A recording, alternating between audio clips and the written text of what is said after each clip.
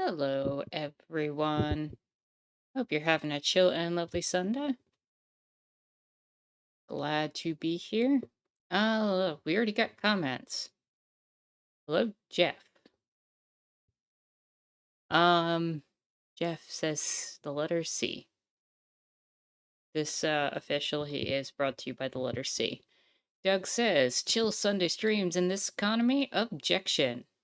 Also, why is there no music at the beginning? I gotta hit continue just to get some music playing in the background.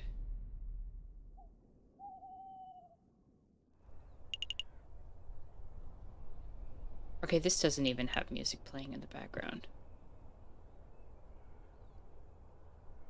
We were going to the Chocolate Emporium. There we go. Now we have music. Il says objection. Doug says overruled. Also, yes, chill Sunday streams in this economy. It's more likely than you think. Il says rest my case. Doug says you're guilty of all crimes. You're going away for life. Il says after I call my surprise witness a dead man walking on the Green Mile. Il says did we watch the trial episode on DS9? Which trial episode? There's multiple trial episodes. Doug says, I don't know, I just work here. Il asks green tea? No tea today, because I had coffee. And if I had more tea, it would over-caffeinate me, and you'd literally see me shaking on screen, and that doesn't seem like good luck. Shark says, the trial episode with Dax? Yes, we saw that one. Il says there's another one with... Why are you spoiling things for Shark? Shark doesn't know who that is.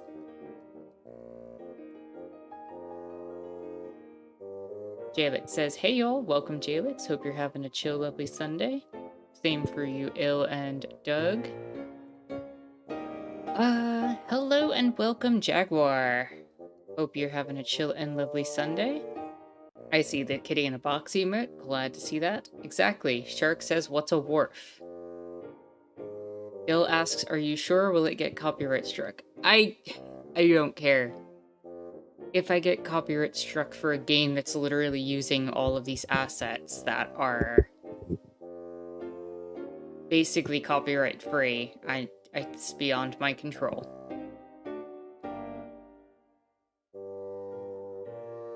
What is a wharf? It's I don't know. It's a miserable pile of combat. I don't know.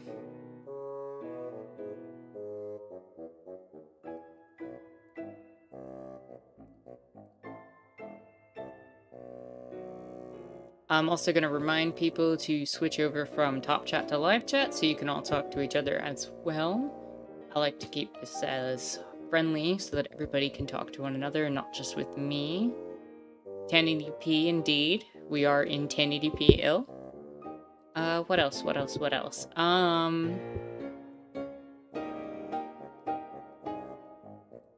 Stay tuned this week. Got some video stuff planned, so look forward to that. Any other announcements? Oh yeah, if you're able to, do all the YouTube things, like, comment, subscribe, all that. And if you're in a financial place to do so, and only if you're in a financial place to do so, please do consider supporting me on Patreon. It goes a long way to helping continue these streams, as well as the political videos that I put out during the week. Any other orders of business?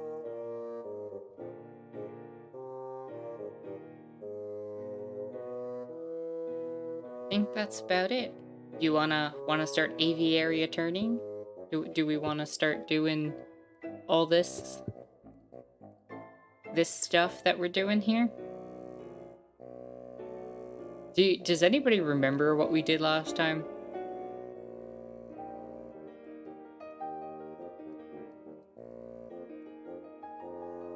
I think what happened last time is we had gone to trial. The judge had been replaced, if I recall. And we ended up getting a really, really strange trial. Then there was the fox who was faking being a criminal when he's actually a private investigator. The fox said, if I recall, some people in this chat, I'm not going to name specific names, were very fond of.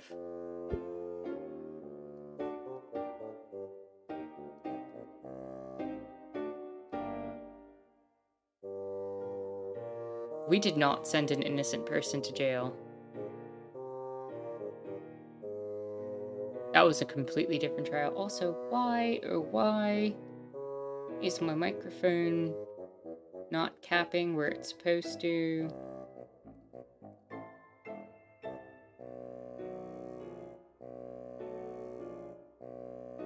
Give me 1 sec, I gotta make a change on technology.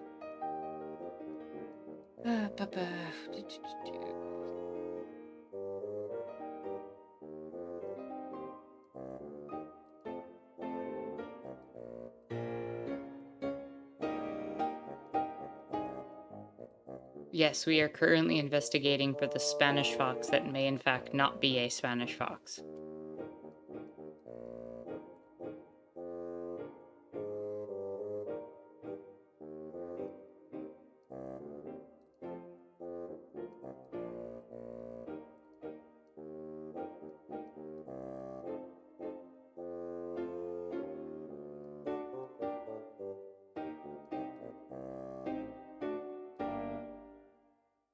How's that? Is that better? No, that just lowered my volume. Actually, how does that sound? Is that better?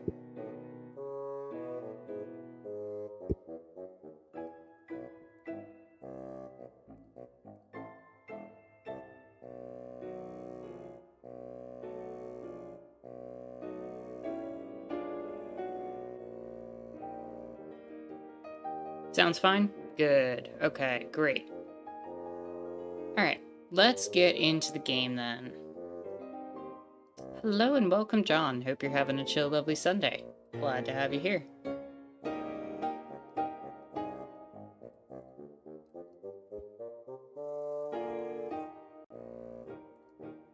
Okay, Lander the Chocolatier. Welcome, welcome.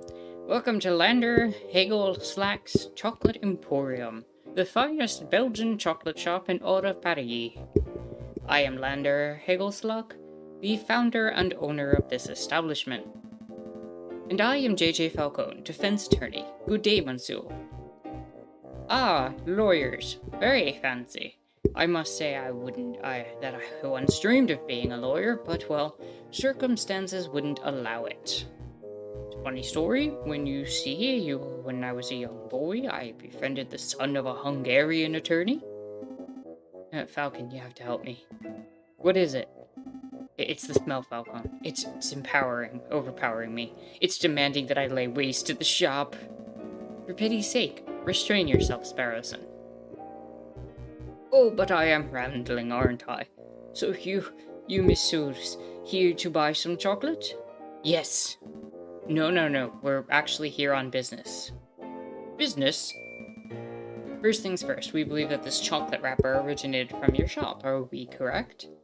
Oh, yes. That is indeed the trademark Hagelslack wrapper for genuine Belgian Hagelslack chocolate. This was almost certainly bought from this very establishment. Very good. With that established, there is something else we wish to ask Monsieur Hagelsack. Who bought this piece of chocolate?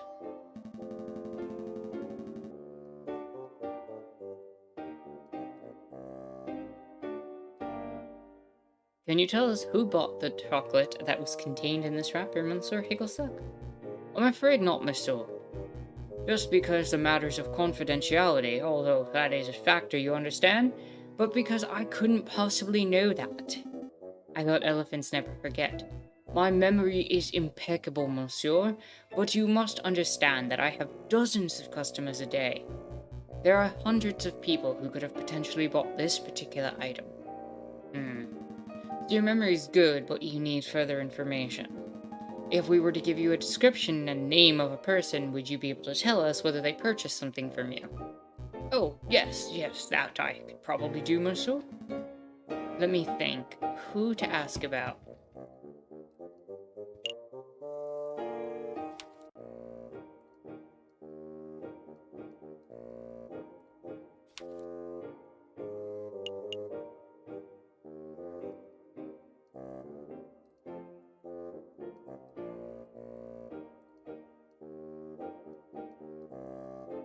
I'm gonna ask about Judge Romulus. Have you ever served a hairy wolf in judicial robes named Judge Romulus? Yes, monsieur. Alright, have you ever... Wait, did you just say yes? Yes, monsieur. A wolf in judicial robes. I did serve a person like that a little while ago, on the 6th of January to be precise. Did he say or do anything suspicious? Not that I recall, monsieur. He was a pleasant fellow, big toothy grin. Bought 200 grams of classic dark Belgian chocolate with a custom filling. A custom filling? Some type of caramel he provided himself, although he unfortunately did not bring enough for me to sample. Oh, what does this mean, Falcon? Well, we shouldn't make assumptions. It may just mean that this judge liked to eat chocolate, but if the judge's purchase is related to the wrapper at the crime scene, then...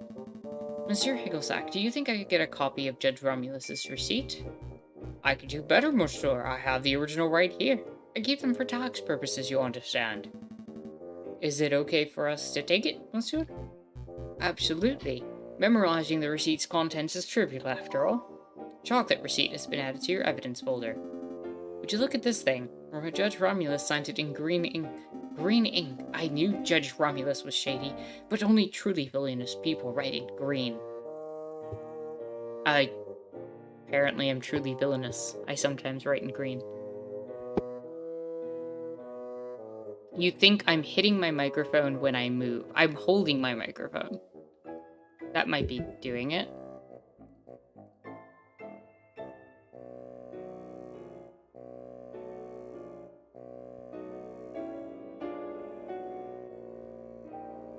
You hear bumping.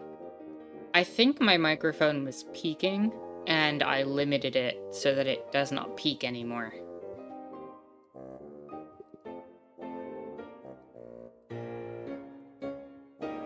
Doug says if he wanted to be an attorney, that means he's immediately untrustworthy. Does that mean aviary attorney is untrustworthy?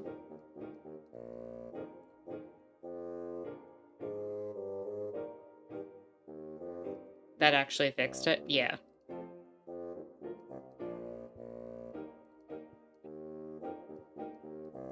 Il said, I think I left a chocolate bar in my fridge. I'm gonna go check. Well, I hope you have chocolate and can enjoy it. Thank you very much for your time, Monsieur Higglesack. You've been enormously helpful. Glad to be of service. I wish you the best of luck with your case, monsieur. Aviary attorney is the most untrustworthy? Why is aviary attorney untrustworthy? What did aviary attorney do to you? Where should we go at this point? Like, I don't know what else in terms of evidence we need.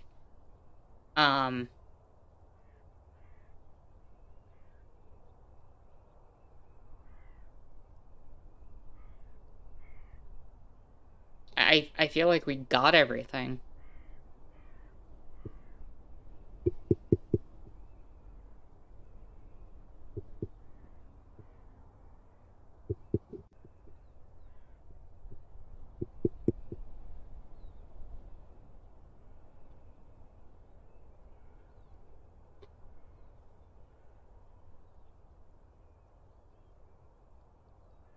He betrayed your trust after the cat case? I mean, that's my fault.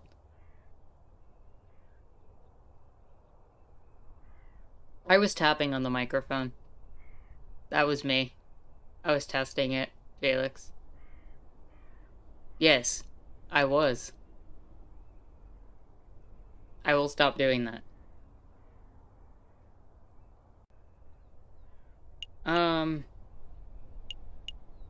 How devilish. Oh, you can't put that in the title of a video. Not today, Satan.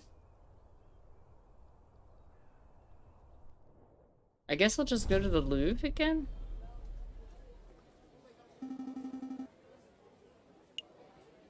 What? There's, like, nothing for me to investigate.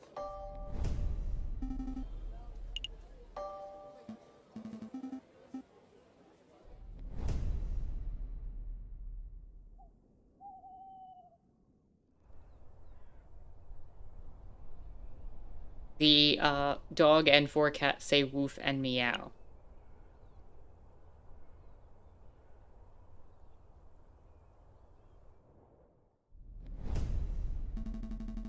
I'm feeling pretty confident about this case. The big picture's coming together nicely. I'm somewhat relieved that Prince Juan came clean. His secret was putting the whole case in jeopardy. We've still got one day until the trial, but how to spend it? I suppose we could revisit the Louvre, or maybe we should just play some cards at Le Canard Joy. Is something wrong, Sparrowson? You're being unusually quiet. Falcon, we need to talk. What's up?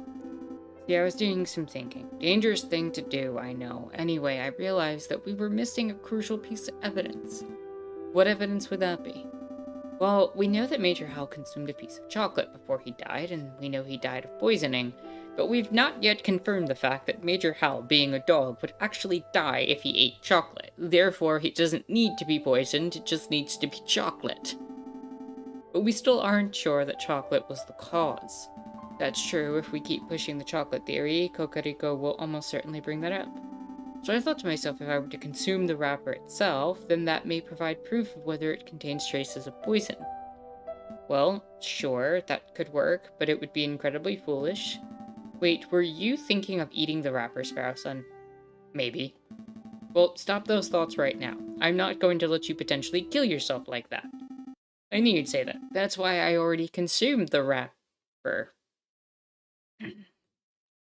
Sparrowson, you just be grateful that this is not America, where you have to pay $5,000 for an ambulance. 45 minutes ago. Sparrowson? Sparrowson? Sparrowson! Dun dun dun dun dun dun dun dun. Okay, that's clever. Doctor, is Sparrowson okay? Well, he's not conscious right now, but he is stable. I think it's safe to say that your friend is not on his deathbed. Oh, thank God. How did you say this happened again? It's a long story. Lawyering, occupational hazard. Doctor, can you tell me what poison caused this? I have no idea. I'm an expert in mental health, not toxicology. But I have sent for a specialist who should be here by tomorrow morning. He will make the full assessment. That's good to hear. Thanks, doctor. Take care of him. Wait a moment. There's the matter of the bill? We'll have to discuss it later. I have an important case to prepare for, and I'm one partner down. I see. Well, rest assured your friend is in good hands. This is terrible. What the hell was Sparrowson thinking? I can't win a case like this. You. I finally found you. Did someone say something? Running around like a headless chicken. You're one tricky lawyer to find. I told you to drop the investigation, but you wouldn't listen. Who's speaking? I can't see you, my sword. Step forward. Alright, I'll step forward, but it'll be the last thing you'll ever see.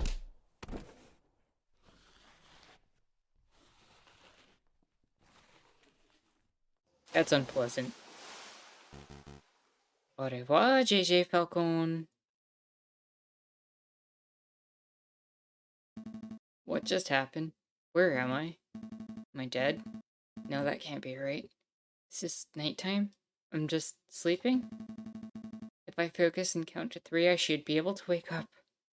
1, 2. Did it work? Ah, Caroline? I can't believe how easy you were to fool. I put on a cutesy voice, acted all innocent, and you ate the whole thing up.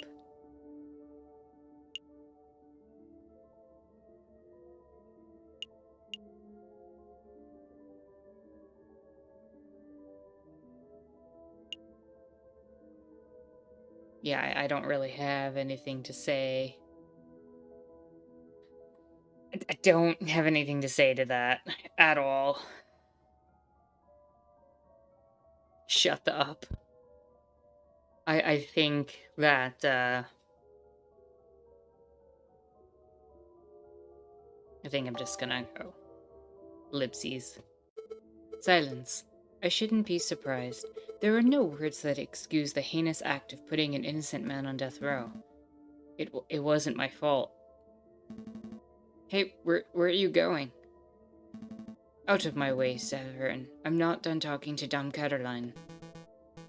It wasn't my fault.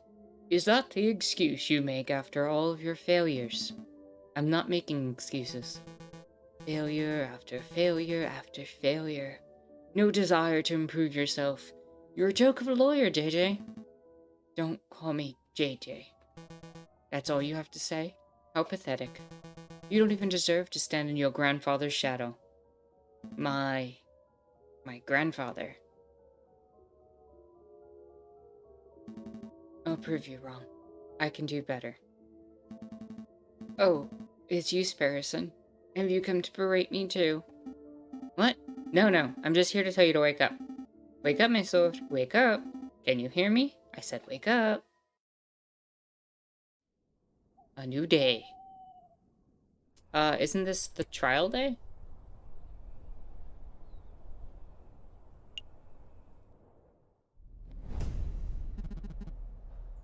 Come on, my sword. Wake up. I said wake up. You're starting to worry me. Oh, thank goodness. I wasn't sure if I'd have to find a doctor or mortician. Ugh, my head. Where am I? At Ponteur? You know, by the Louvre in Paris, France? I just fished you out of the sign. Nearly broke my rod doing it. Wait, I know you. You're the disrespectful lawyer guy. Giro Falco or something. What time is it? Actually, what day is it? You hit your head pretty hard, huh? It's the 21st of January, and around 9 o'clock in the morning, by my reckoning. 21st, 9 o'clock. Oh no, the trial. I should have been at the Cour d'Assises 10 minutes ago. Well, you're running late. But take it easy, monsieur. I'm sure they'll be understanding. Maybe if I sprint it. In your condition, that would be stupid. Take a seat. Clear your head. I'll go get some dry clothes. No time. Wait, monsieur. At least take this before you go. What's this? A dip pen? No, wait, it's a modern fountain pen. Bone handle? Gold nib? This is very fancy. Thanks, monsieur, but this isn't mine. Really? Are you sure? You were holding it pretty tightly when I found you. I was holding this? Then I suppose it has to be mine. Fountain pen has been added to your evidence folder. Thanks, fisherman. I owe you one. Hey, don't call me a fisherman.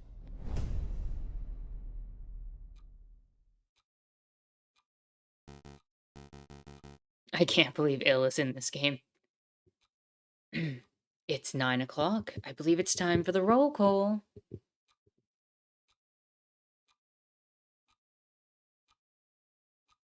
Shark says, good thing we didn't put an innocent man on death row. I mean, we didn't do that. He had to have another trial. The evidence we collected probably contributed to that trial, but we didn't exactly service and prosecute him. Is the defense present or not? Such unprofessionalism. If there's no defense, then the trial cannot proceed any further. We must make a ruling based on the evidence that's already been presented. I will now converse with the jury. We shall decide whether Prince Juan is guilty of murdering Major Howe and of conspiring to murder the king. Your Honor, may I have a word? Fine, but make it quick.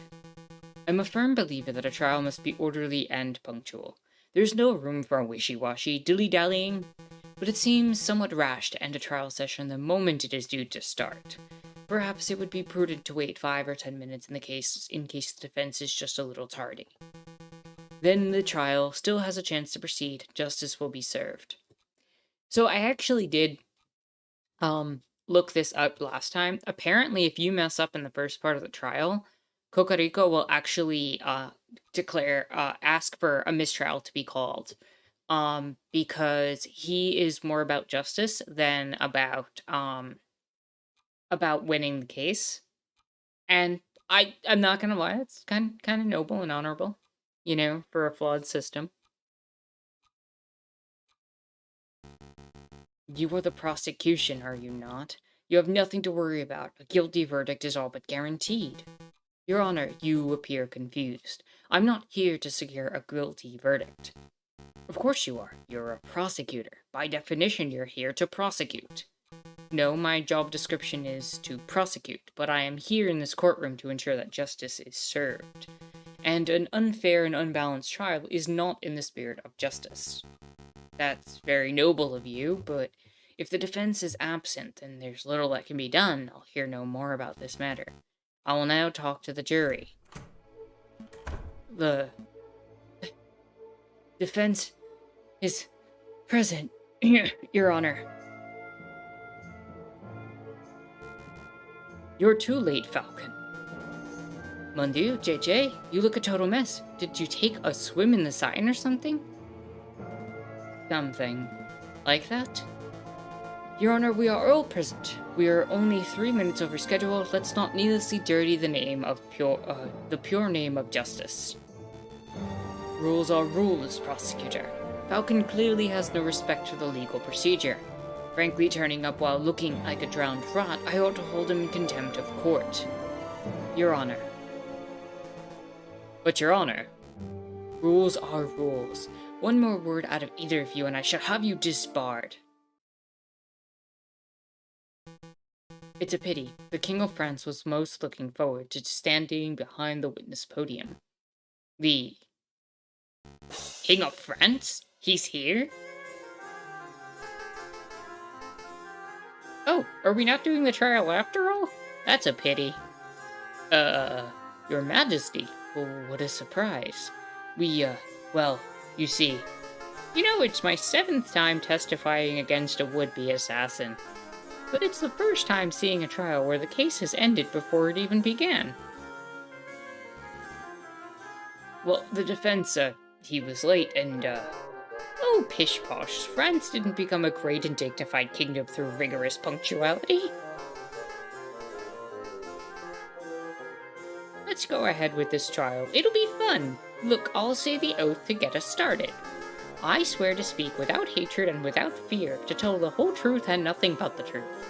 Did I get it right? That was perfect, Your Majesty. JJ, I trust you have no objections with the king testifying? No objections here. Going ahead with the trial is fine with me. And you surely wouldn't stand in the way of the king, would you, Your Honor? Oh, fine. Proceed with this cursed trial. Doug says this is true, but mostly because France did not become a great and dignified kingdom. Mostly because great and dignified kingdoms don't typically exist. Except in the realms of fiction. Now, Your Majesty, could you tell us your activities on the day of the murder? My activities? Well, I started my day with tea and toast, as I normally do. I was dressed in my PJs at the time. I think you can skip ahead a little. Perhaps your arrival at the Louvre. Ah, right. Of course. Well, my entourage and I entered through the Louvre south entrance around 9 o'clock. We passed through the Salle du Tigre with little fanfare. The Grande Galerie, I unveiled the new painting and gave a short speech to inspire the citizens who attend. That's when I was approached by a man claiming to be the Prince of Spain. He presented a rose, which was taken by Major Hal, and, well, I think you know the rest. Indeed we do, Your Majesty. Mesdames and Messieurs of the court, what we have here is another testimony that establishes Prince Juan's guilt. And this is no ordinary testimony. It is the testimony of perhaps the most trustworthy man in all of France. Oh, you flatter me, prosecutor. But I am the trustworthiest in all the kingdom, aren't I? I have no doubts, Your Majesty. Nonetheless, I would like to perform a cross-examination. How dare you doubt the king? Utter nerve. Oh, calm yourself, Judge. I have no qualms with standard legal procedure. Defense, please proceed. I want to see your best courtroom drama material. Oh boy. What do we question the king about, besides his position and authority? Get out anarchy mode, and, stop thinking about... I don't know.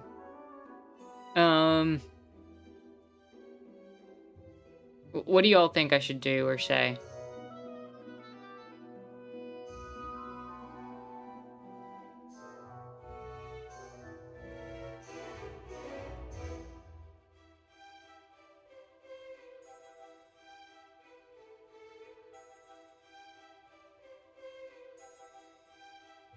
Resist the urge to abolish the monarchy. Doug says, I don't know, I just work here. Well, he went through the south entrance. Okay, let's read this over. He went through the south entrance around 9 o'clock. That's fine. We passed through the Saldo Tibre and made their way to... Wait a second, that's where we found the wrapper.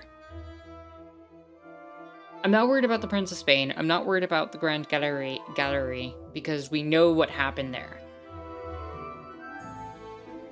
Jaguar says going to be crafting a bit while watching and listening to the stream, so I'll be AFK. The south entrance isn't really important. What entrance he went through isn't that important. So I'm gonna question on where they passed through.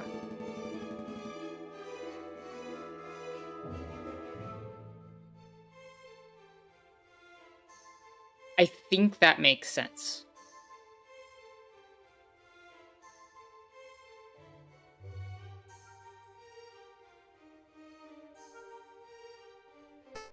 Indeed, we stopped briefly to look at the paintings and then moved on to the Grand Gallery.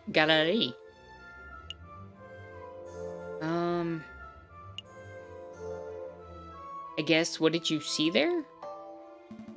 Could you elaborate? What did you see in the Saldo Libre? What did I see? Well, Roman stuff, mostly. I mean, aside from the Roman artifacts, for example, did you talk to someone in the room who wasn't a member of your entourage? You're reaching, JJ. The king already testified that he passed through without encountering anything of interest. I want the king to elaborate. I have reason to believe that this was a key moment of the day of the murder. I want the king to elaborate on exactly what and who he saw. Then I suppose you will have to proceed, your majesty. Alright, let me think. So there was this giant doorstop, and there was that copper urn thing. Oh, there was something else now that you ask. I was offered a box of chocolates by some peasant mademoiselle. I don't have much of a sweet tooth, but Major Hal was keen to accept a chocolate or two on my behalf. What? Did I say something startling, prosecutor? No, please continue, your majesty. I think the prosecution is startled because he just came to the realization that I was not spouting drivel in the previous trial session. Well, that's debatable. To cut a long story short, your majesty, this mademoiselle may hold some relevance to the case at hand. Could you describe her? Really? She's relevant? Well, let me think. I didn't get a good look at her face, but she was a sorry-looking swan, probably in her late teens or early 20s. A young, sorry-looking swan, you say? I don't suppose her name was... Mademoiselle Swanson. I'm assuming, yeah. Mademoiselle Signe? Signe? That sounds familiar. Why, yes, I think that was it. She was called Mademoiselle Signe. I see. This is undoubtedly significant. Mademoiselle Signe gave chocolates to Major Hal minutes before he died. Now, just 1 minute. I see what you're alluding to, JJ. You're suggesting that the gifted chocolates killed the Major. But that line of reasoning holds no weight because the evidence is circumstantial. Circumstantial my tail feathers. The king just testified that Major Hal ate chocolates. Yes, that is very much no longer in dispute. But you still have not proved that the chocolates were poisoned. Without that, we must assume that the swan was merely offering a gift rather than speculating that she's a murderer. Yes. Shame on you, defense, implicating a poor innocent girl like that. Absolutely disgusting. Why, I ought to end this trial. The thing is, though, we're introducing very strong doubt as to the evidence that's been presented thus far. We don't have to prove that it didn't happen. We just have to create enough doubt in the evidence that was presented by the prosecution to show that it actually could have happened differently.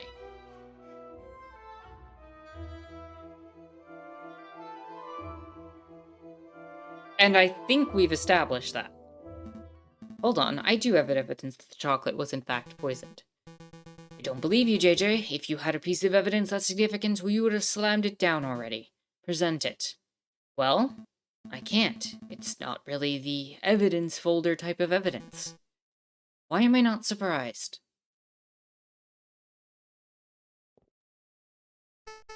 The drama was just getting good.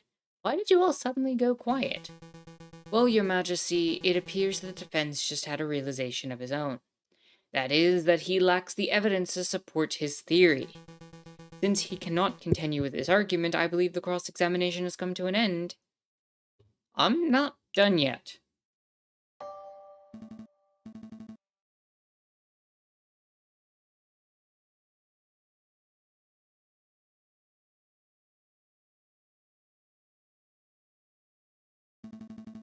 See, I had the chocolate wrapper back in my office and Sparrowson ate it. Stop, JJ, stop while you have a little dignity. The results of whatever crackpot pseudoscientific experiment you performed do not constitute valid evidence. I think this trial's over, Your Honor. About bloody time. You may take your leave, Your Majesty. Very well, I am pleased that justice has been thoroughly served. Until the next assassination attempts, adieu, messieurs. I will now deliberate with the jury. Wait, did I mess up?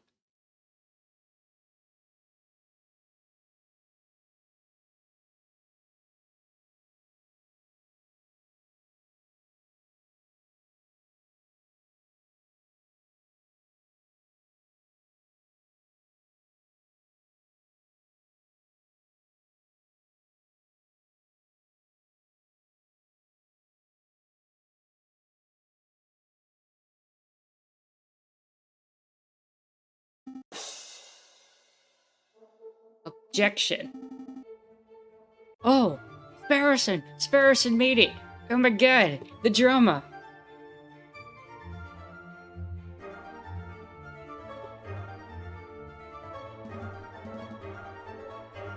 Sparrowson, are you okay? Yep, the doctor said I have an iron stomach. Most of the poison passed straight through me. Speaking of which, I would like to testify on that poison chocolate issue. I even got a doctor's note, see? It's too late, the trial's over.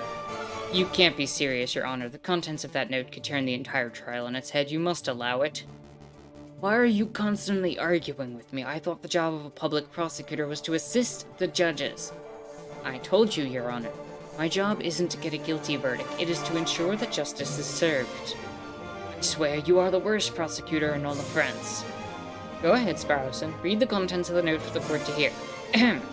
This patient, Sparrowson, was submitted to Salpêtrière Hospital, where he displayed a variety of symptoms. These include profuse sweating, a rapid fever, and severe nausea. The patient was diagnosed with poisoning, probably originating from the plant known as aconite, aka monkshood, aka wolfsbane. When we questioned the patient, he admitted to having consumed a discarded chocolate wrapper, potentially carrying the poison. Examining the contents of the patient's stomach confirmed this to be true. As a mental health professional, I believe this patient to be clinically...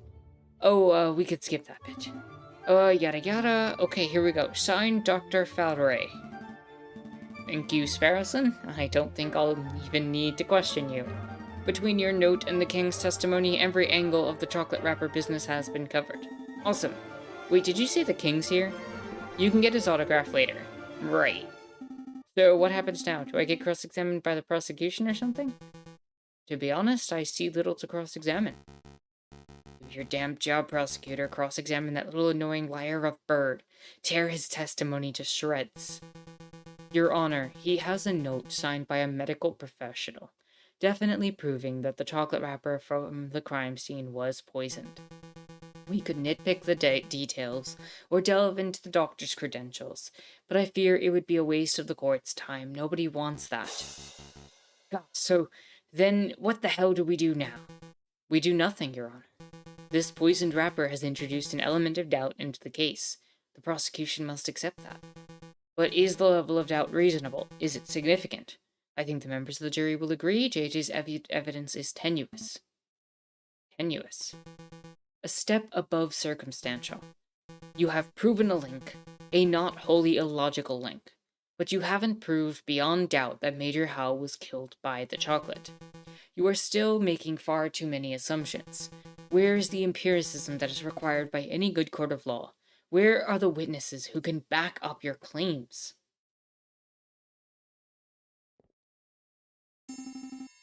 Oh, I brought along a witness. Maybe she can help. Hello. You?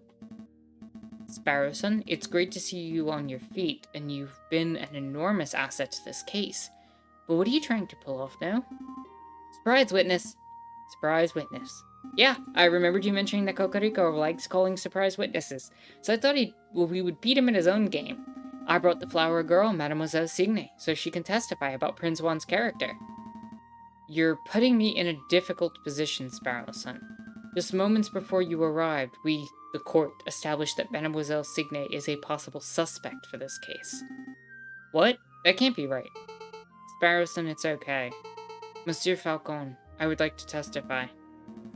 You want to testify? Do you understand what we're agreeing to? I do. I have accepted my fate. Prosecutor, do you have any objections with me calling upon Mademoiselle Signe as a witness? No, none, bearing in mind, of course, that you are here to defend Prince Juan, not to convict Mademoiselle Signe. Prosecuting is my job. Of course. I have no objections either. Please proceed, witness. Speak the oath. The oath? Say that you swear to speak without hatred and without fear, to tell the whole truth and nothing but the truth. I swear, Your Honor, I swear to speak without hatred and without fear, to tell the whole truth and nothing but the truth. Good, very good. Please state your name and occupation for the court record. My name is Catherine Marie Signe, and I am a flower seller. Mademoiselle Signe, tell the court of your activities on the morning of the 7th of January. Very well. I saw the king and his entourage enter the Louvre around 9 o'clock. I followed. When they came to a stop at the Salle du Tibre, I stepped forward and offered the king a chocolate. He refused, but a guard, a big dog by the name of Major Howell, was happy to oblige.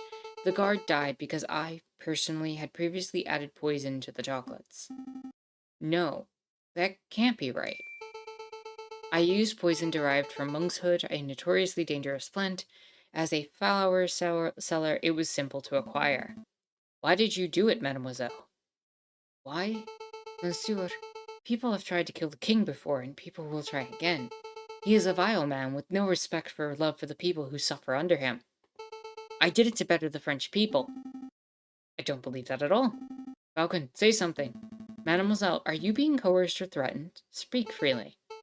No, monsieur, I am confessing of my own volition.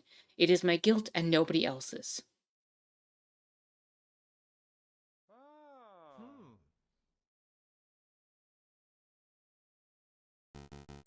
Well, defense, looks like you wormed a confession out of this murderous.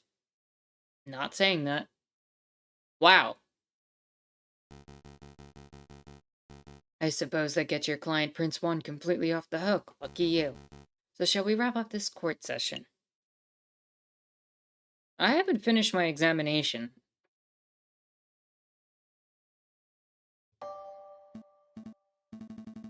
I'm not satisfied with that.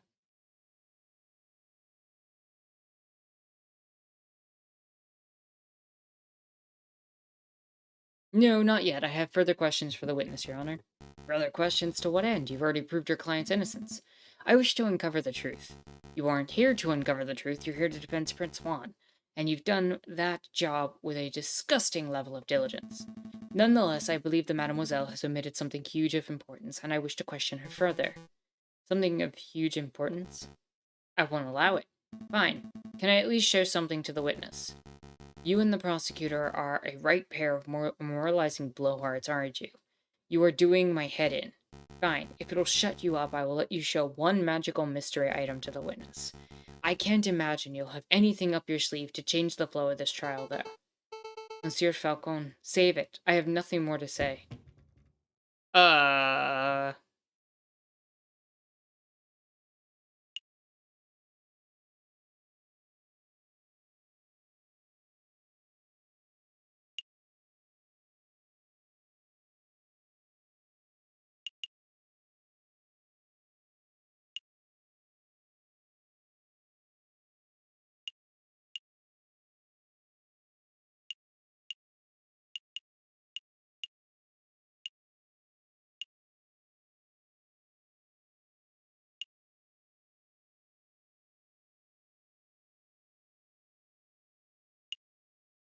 What do I present? I don't feel like the fancy pen is what I need to show her.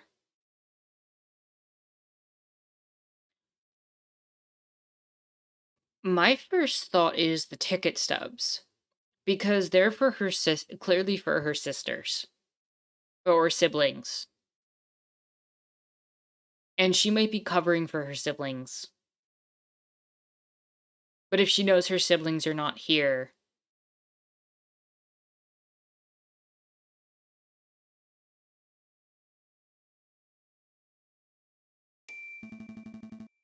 please take a look at these, mademoiselle. Train ticket stubs? Look at the names. Papa and Maman. Okay, her parents. In Vienna? Really? Are they really safe? They are. The tickets were arranged courtesy of the fox. Then that means the wolf has nothing to hold over me. I can speak freely. Indeed. Go ahead, mademoiselle. What are you two muttering about down there? I'm amending my testimony, Your Honor. Members of the court, everything I've said today has been the truth. I did go to the Louvre on the 7th of January. I did present a box of poisoned chocolates to the king. Except it was not of my volition. I was threatened. I was forced to carry out the task under threat of harm. You see, my family's been struggling to get by. The winter has been harsh and my flower business has been struggling. One day, a man approached me, a man I assumed to be kind-hearted. This man offered me 200 francs to get us through the cold. But I could not afford to repay the debt. When I attempted to bargain with the man, and he offered me a deal. Assist him with murder, and he would drop all debts. Refuse, and he would ruin me and my parents. And this is why capitalism fails as a system. It's almost like, everything just points back to the fact that money creates exploitation. I obliged because the alternative meant death for those I love. The name of the man who did this is Judge Romulus.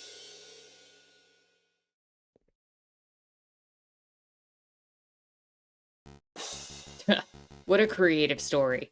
This is obviously a last-minute desperate attempt at passing the buck. The sheer laziness of this girl to accuse a man she's never met before. She's blatantly floundering. Indeed, I've heard dozens of these self-pitying yarns during my time as a prosecutor, although admittedly this is the first time I've seen a witness directly accuse a judge, quite a brazen gambit. But in any case, these sorts of stories never turn out to be true. They are always proven to be fabrications born of desperation. I've never been more honest, monsieur. Listen, Mademoiselle Signy. I would like to believe your story, but accusing a man, a judge no less, of conspiring to murder the king is a hugely serious accusation. Do you have any proof to support your story? Proof? You say the judge lent you money. Then you must have signed a contract where you made the transaction. The contract would suffice as proof? The contracts were all verbal. He said the money was a gift at first, and only later that I had to repay him. How convenient. Of course this supposed contract doesn't exist. The mademoiselle has no proof because her story's a blatant lie. Falcon, you have to do something. Do we have anything that can link Judge Romulus to Mademoiselle Signy? A link. Of course. Members of the court, I know for certain that Mademoiselle's story is true. I can say with certainty that Judge Romulus has made a contract with Mademoiselle Signy in the past. I know this because at the very moment I am holding a key piece of evidence that links Judge Romulus directly to the crime scene. The chocolate receipt?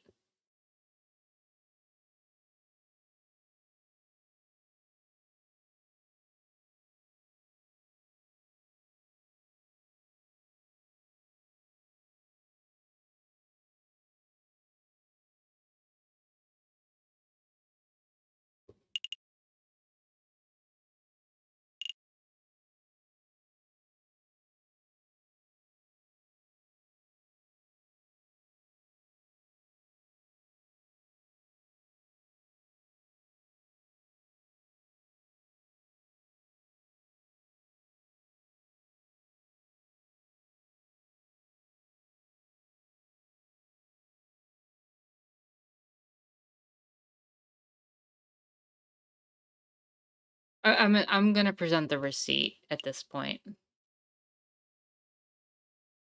It's signed in green ink. And she had the chocolate, and he bought chocolate the day before. So I feel like that's the best evidence we have. And then we have the fountain pen, which will probably be presented afterwards. And Falcon pretty much almost dying. That should pretty much do it, right? What do y'all think about that plan?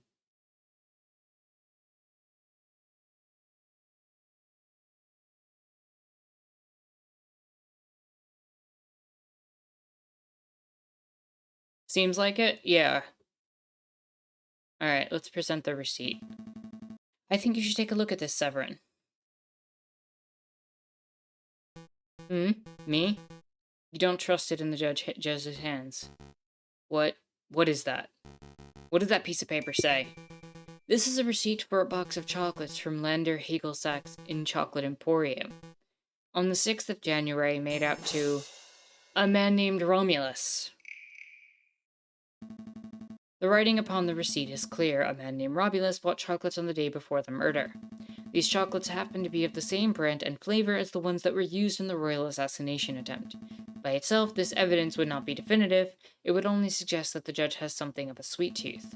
But taken in conjunction with the Mademoiselle's updated testimony, that would imply the judge was directly involved with the assassination attempt. Judge Romulus, do you have anything to say about this? Yep. That receipt's not mine. I haven't stepped foot in a chocolate shop in years. You cannot be serious. The receipt is indisputable proof of your purchase. Indisputable, watch me dispute it. What you have there is a scrap of paper with the word Romulus scrawled on it. Is it a forgery? Are there simply two men named Romulus living in Paris? I don't have a clue. So, what do I know? Is that you have nothing to prove that I was the one who signed that receipt. This is absurd. Do you want me to dig up court documents with your signature so we can undertake a handwriting analysis? That wouldn't be possible. I believe His Honor uses a rubber stamp for signing off on official court documents. That would be correct. Well, it's no matter. I don't need the judge's signature. I already have in my possession proof that the signature on the receipt belongs to Judge Romulus. Oh, but first things first, I believe you dropped your pen, Your Honor. Oh yeah, that's mine. I believe I've been looking for that thing everywhere. I thought as much. Mesdames and messieurs, last night I was assaulted outside of Salpêtrière Hospital. I did not see the assailant's face, but I did accidentally grab something from their garments as I was thrown into the sign. Oh, so that's why you smell a fish. I wanted to say something, but I thought it might be rude. This fountain pen is the very item I grabbed. Did I say that pen was mine? On closer inspection, I see I must be mistaken. Save it, Your Honor, I'm not here to press assault charges. What interests me most about this pen is the ink it contains. It is emerald green in color. As we all know, only baddies write in green. Oh yes, but more importantly, it's a rare and unusual choice of ink color. I would venture to say that only a dozen people in Paris are arrogant enough to write in green. And I would even venture to that one of these arrogant people is named Romulus. Though Judge Romulus lacks respect for classic penmanship, what of it? Take another look at the chocolate receipt, Severin. That receipt was signed with emerald green ink. It certainly is quite a coincidence. No, there's no more room for coincidence. There's no more room for doubt. There is only one narrative that can tie this ridiculous string of events together. On the 6th of January, you, Judge Romulus, bought a box of chocolates with a custom filling. That custom filling contained poison, originating from the flowers of Mademoiselle Signe, a street seller who owed you a debt. On the 7th of January, you, Judge Romulus, leveraged that debt to force the girl to present the poisoned chocolates to the king. Then an idiot of a man by the name of Juan framed himself as the murderer in order to take the fall in Mademoiselle Signe's stead. You pushed for Juan's guilt by priming a witness, Monsieur Toussaint Kingsley. And when you failed, you presented Mademoiselle Signe to take full responsibility for the crime. This is the only narrative that makes sense. Admit it. Fine, I do admit it. I did it. I purchased the chocolates, I added the poison, I put a peasant girl in debt just so I could force her to take the fall. I was the one who wanted the king murdered. But there is not a damn thing any of you can do about it. I am the one who holds the gavel, and I am the one who passes the sentences. With a snap of my fingers, I could have each and every one of you guillotined at the Place des Austerlitz before nightfall. Who judges the judges? Who stands above me? Nobody. Not even a god can condemn me when I sit so highly. Oh, look, it's the Supreme Court of the United States, everybody. Watch them legislate from the bench. Watch them override every decision that's ever been made in the name of conservatism.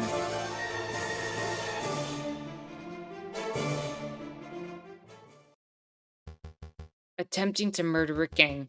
Corrupting the courtesies. What is an utterly repulsive individual? This is actually the least arrogant judge, says Tuck. Don't touch me, you dirty pig. You have no authority over me. He doesn't, but I do. Take him away, Inspector. I'm not done. I'm not done with any of you. You're all guilty, you'll see. A revolution is coming. The rebels will overrun Paris. The king and the government will fall. The bourgeois will be slaughtered. Okay, I'm kind of... I mean...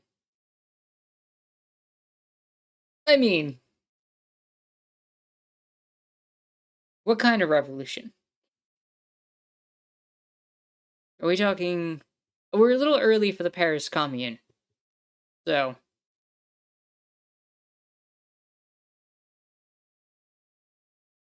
Duke says I stepped into a base judge.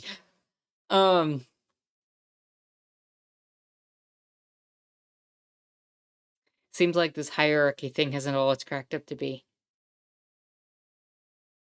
Literally used debt to blackmail a peasant woman. Not exactly a fan of the tactics. Simply for property of the deed. We shall have a glorious second republic. A republic free of class, where everyone is free and equal. I mean...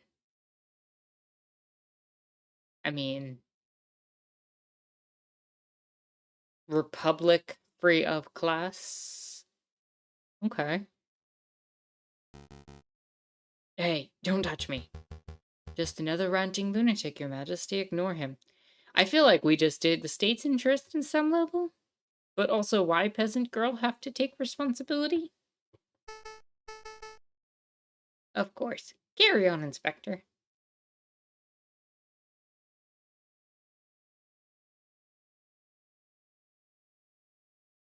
Jalek says they made the rebels do something despicable just so you don't sympathize with them. Yeah, pretty much. You're literally a lawyer, that's your job.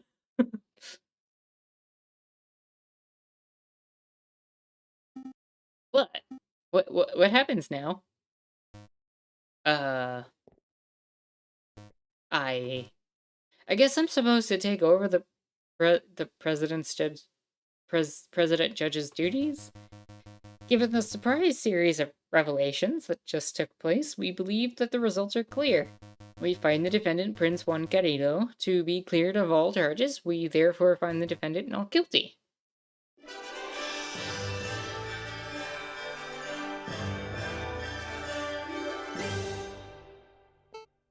What?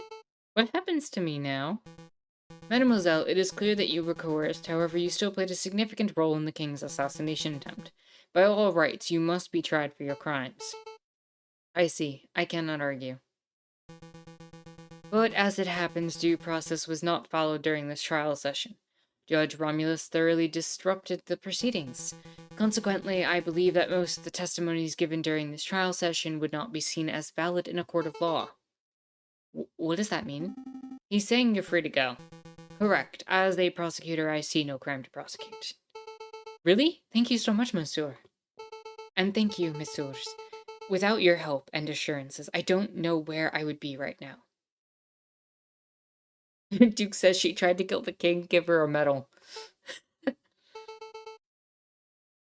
So are my parents really in Vienna? I think so, but you'd have to ask the fox for details. I don't know exactly what he arranged. Although now that Judge Romulus poses no threat, I suppose your parents would be free to move back to Paris. Actually, I may follow them to Vienna. You need a holiday after all this drama? Well, yes, but also to get away from here before... before the fighting starts. You mean the revolution that Judge Romulus mentioned? He doesn't seem mentally stable. Pay him no mind. No, he's quite mentally stable and quite frankly, yes, the tyrants, is what I believe Judge Romulus would say in this instance.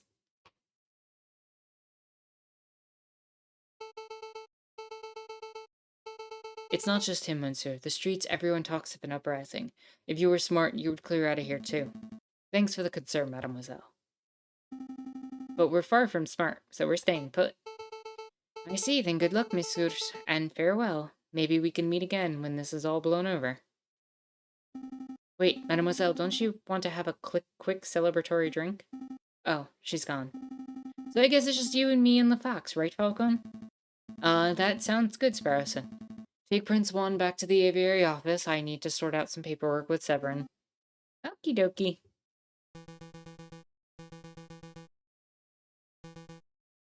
I suppose the congratulations are in order? Uncovering the truth in the way that you did it was quite a feat. Everything went far better than I could have hoped, but you surprised me at the end with that little lie of yours. Lie? This trial's testimony are completely invalid? Bullcock. You and I both know that this trial has produced ample evidence for Mademoiselle Signet to be detained and tried.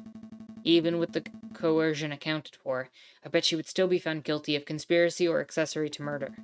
So why are you holding back? Honestly? That's disgusting.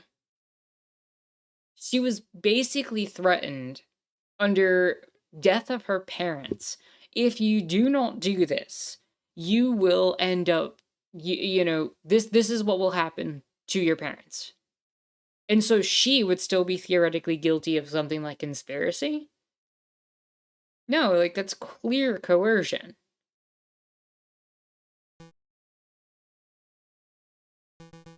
You know, 10, maybe 50, even 5 years ago, I probably would have prosecuted Mademoiselle Signet.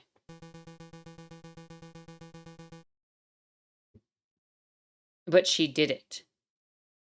Okay, and if she didn't do it, her parents would be dead.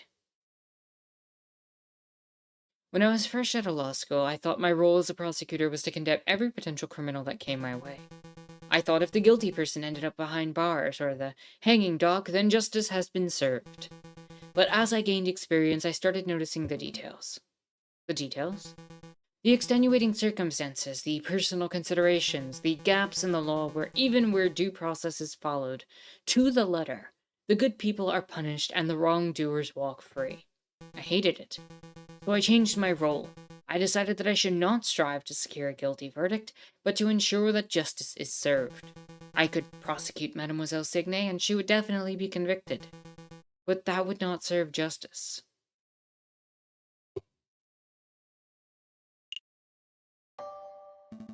You're a good lawyer, Cocorico. Well, you're not terrible, Falcon. I must congratulate you, Senor Falcon and Senor Sparrowson. What am I still doing using that old accent? I of course meant congratulations, Monsieur Falcon and Monsieur Sparrowson. It's no big deal. We were just doing our jobs. No. Your job ended when you proved my innocence. Everything after that was going above and beyond your duties. Of course, I was counting on you to do so. A lesser lawyer would have surely stumbled or caved in. Oh, but before I forget, your payment. Thank you, Monsieur de Vaupé. This has been a strange case, but I am glad the truth came to light. I'll see you out. Wait, Monsieur de Vaupé, before you go, there's something that's been bothering me. Why did you come to us in the first place? Surely there are much more reputable lawyers out there who could have done a better job. Oh, more reputable than Falcon that stands before me? Yeah, Falcon's got a sucky track record. True, he does have a mixed record, but his family name is hugely respected in the lawyering world. I chose Monsieur Falcon as my lawyer for that reason alone. Huh, really? I've never heard of another lawyer named Falcon. Let's not go down this road, Monsieur Volpe. I don't go by my old name for a reason. That's fair. We shouldn't be fixated on the past, should we? After all, it's already been done and gone. The future is where our potential lies. That's what we should have been paying attention to. A storm is approaching fast. You mean the revolution that crooked judge mentioned? Indeed. I dare say that the wolf is right. A rebellion is coming, one way or another. Listen, Monsieur Falcon. You'll probably have a surge of work over the coming days. If you want me to dig up dirt on anyone, please feel free to drop by my office at any time. Dig up the dirt? I'm a private investigator. It's what I do. Well, bear it in mind. Thank you, Monsieur Volpe. Good day, messieurs. I'm gonna get a drink. Seriously, Falcon? What? I was just gonna ask if you wanted tea or coffee.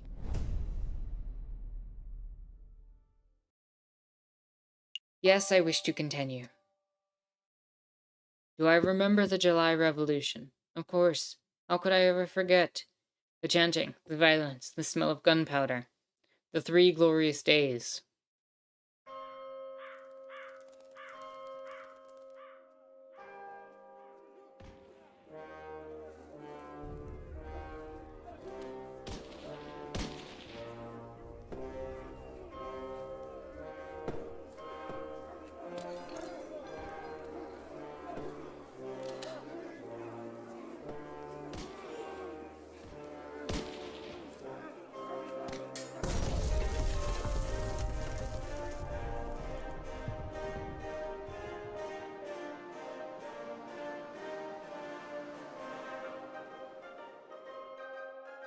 Act 3, The Sleeping City.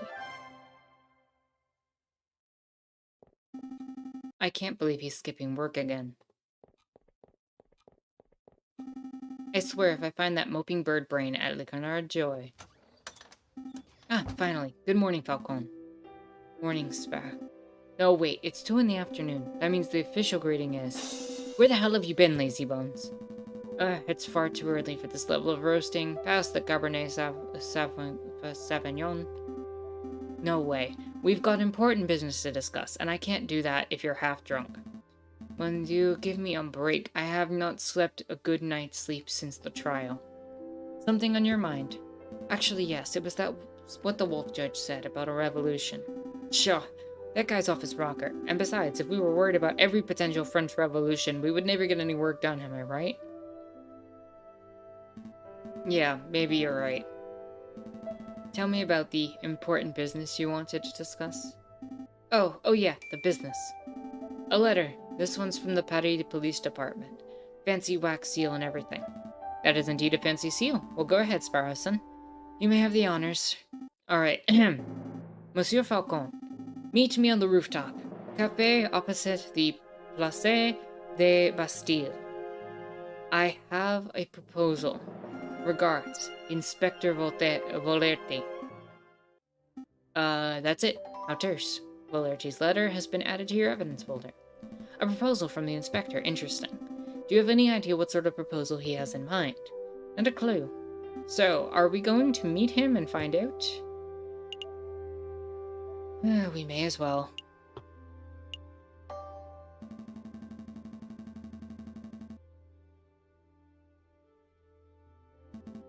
Grab your coat. Alright, no dilly-dally. I like it. Oh, before I forget, I need to drop by the hospital at some point. What did you eat this time? No, it's not like that. Well, not entirely. I need to pay for the bill for my last visit. Oh, that's reasonable. Sure, we can pay a visit, but inspector's call should take a priority, I think. Alright.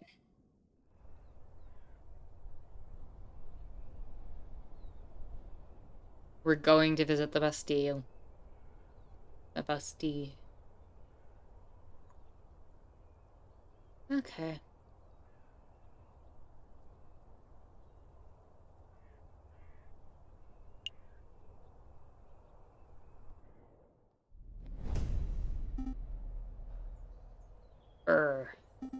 Far too cold to be meeting on a rooftop cafe.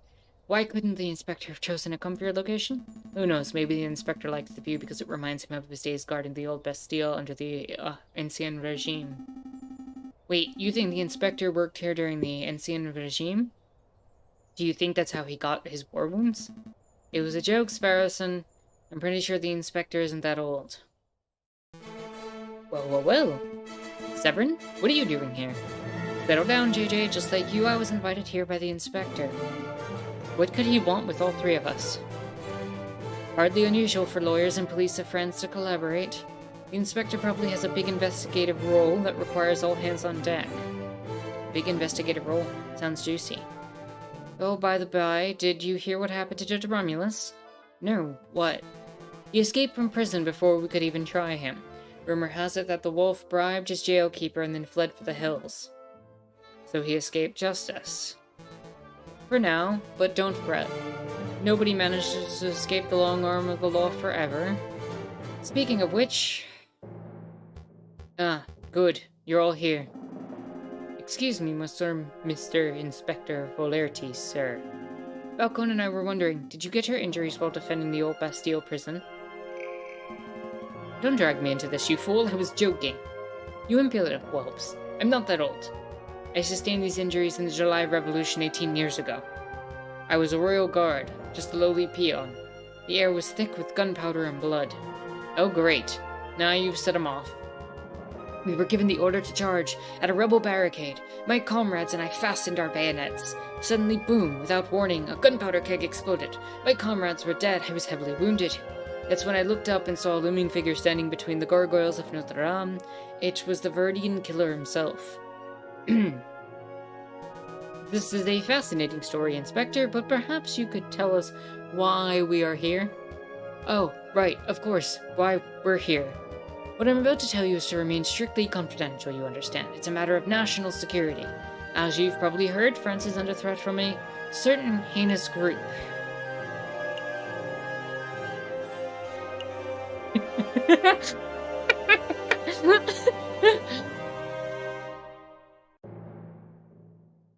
Is it bad? I feel like I'm on the wrong side right now in this game.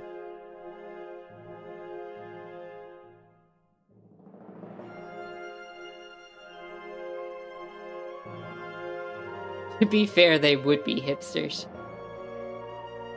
I feel like I'm on the wrong side here.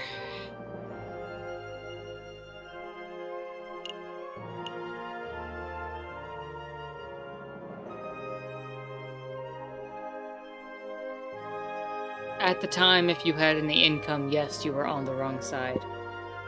Hipsters. I'm gonna say hipsters. Because it's funny. Hipsters. It's true. The other day, I was called a pop-loving pleb for enjoying Chopin. Now is not the time for joking, you two. The inspector's obviously talking about the growing rumors of an uprising. Correct. A rebellion is coming. Indeed, rebels. There's a storm brewing in the shadows of Paris. We, the Paris Police Department, have known about it for months. No, years. In every tavern and on every street corner, people talk of organizing, protests, and overthrowing the government. The king has ordered for public gatherings to be dispersed and newspapers to be censored. But the whispers of dissent remain. Again, I feel like I'm not on the right side here. It sounds like there's a tyrant who's getting rid of the ability for actual free speech and actually dispersing public gatherings and, you know, actually doing all the things that people today think the government's doing, but isn't. To the right wing, but is actually doing to the left wing. As they usually do.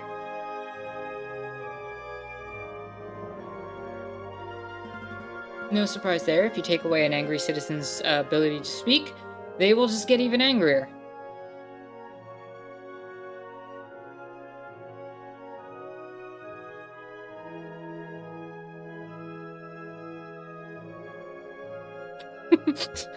Indeed, and that's why it's paramount that we find and strike at the heart of the rebel group as soon as possible. For that I need your help. What exactly do you want us to do? Interview citizens, scout locations, find the secret rebel meeting. You want us to be the secret police. Do we have any leads? Just one. We know that the rebels are having weapons supplied to them by a crooked merchant who is only referred to as the croquet monsieur. Like the sandwich? What? The croquet monsieur. It's a hot sandwich. Cheese, ham, a little bechamel. You know, throw on some peppers. It's Friday night. This has nothing to do with sandwiches. Croquet monsieur is the alias of an accomplished and notoriously dangerous arms dealer. In any case, that's everything the Parisian police know. That's everything? That's all you have to demonstrate after years of tracking? Naturally, as a public prosecutor, it is my duty to help the police with their investigative work. I'd be honored to lead any and all assistance. Suck up. That's very good to hear, Monsieur Cocarico, but what about you, Falcone? Well, to be honest, Inspector, I don't quite understand why you're asking me. I'm a private defense attorney. I work for citizens who get stuck up in legal trouble. Rebel hunting isn't quite my forte. You want to know why I'm asking you? Look around you, Falcone. We are surrounded by corruption and incompetence. The judges are bloodthirsty wolves, the jailers are thieving ravens. That's offensive. And the National Guard are sitting ducks. Look at the slackers and dullards who supposedly protect and serve this country. Nobody cares about justice anymore. I mean, it sounds like you should just let the rebels do what they gotta do if you're worried about protecting justice. If everybody is so corrupt and you clearly are a part of a corrupt system, then maybe the rebels have a point. All I'm saying.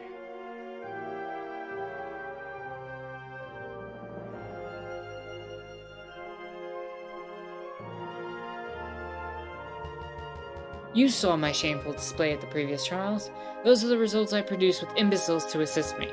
But you three, you care. Falcone, I saw you defending Dame Caroline and Prince Juan. I heard of your escapades around the city, frantically collecting evidence and interviewing witnesses. Frankly, you did more investigative work over the last month than I've seen any policeman do in a year. Not including myself, of course. But Dame Caroline, it doesn't matter. You have passion and conviction and you earned a total bird brain. By my book, that makes you a fantastic investigator, even if that is not in your job description. So what do you say? Do you want to sit around your office twiddling your thumbs until another pointless job offer falls in your lap? Or do you want to take this opportunity to do something great and help us track down the animals who wish to harm our glorious nation? I'm good. I don't think so. Sorry, Inspector. Come now, Falcone. Let's not make hasty decisions. What would it take for you to change my mind? Yeah. You know what? We can take his money and then just not do anything. So some compensation would be nice. I'm a private attorney, Inspector. Severin is paid by the state, but I'm not. I would be happy to collaborate with the government, but I need some sort of compensation. Of course. What was I thinking? How does 50 francs up front and 50 more upon completion of your duty sound? That's not enough. I don't get out of bed for that sort of money, Inspector. Fine. I could probably scrape a little more from the budget. How does 70 francs up front and 70 on completion sound? Keep going. I had no idea you were so money-driven, JJ. Alright, so you want to play hardball. 80 francs up front, 80 francs on completion of your duties. That's my final offer. Take it or go home. Sounds just fine. I'm glad we could come to an agreement. Listen, Doug. I have not given up on my principles. I just got 80 francs. That poor woman needed 10 francs, okay? That means I can give 8 people money to feed their families. Theoretically. Okay? So, I just got 80 francs up front.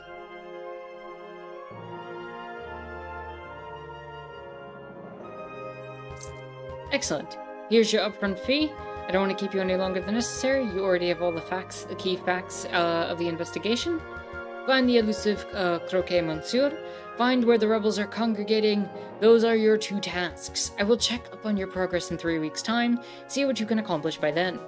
I'll be doing my own independent investigation into the rebel group, JJ, so I suppose this is a competition of sorts. Try to keep up with me. Don't make me laugh, Severin.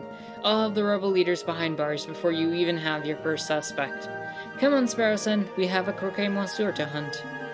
Okay, let's go. I knew a little competition would kick those bird brains into gear. Well, Inspector, this has been a productive meeting. I should probably start my investigation into the Croquet Monster too. Not so fast, Cocarico. There's something else we need to discuss. Gangle says, so you are now a 1%er just asking questions. No, I'm not. I mean, the easiest scam you could do is the right-wing propaganda, so that's probably why. Very true. Okay, I do think we should at least investigate because we need to know what we're fighting against if, in fact, something happens. Um...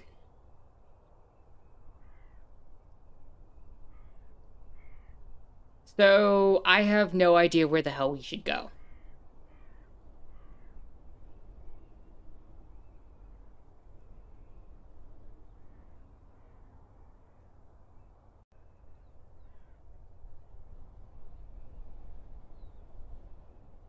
Hmm.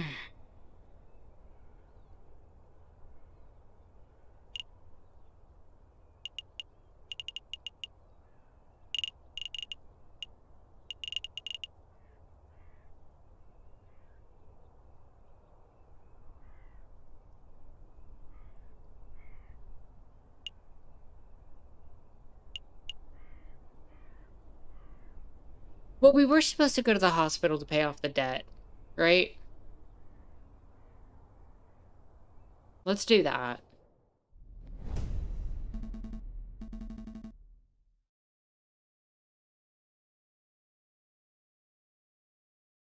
Doug says, I mean, sure, raise capital all you want, but you're just using energy on that, on doing that.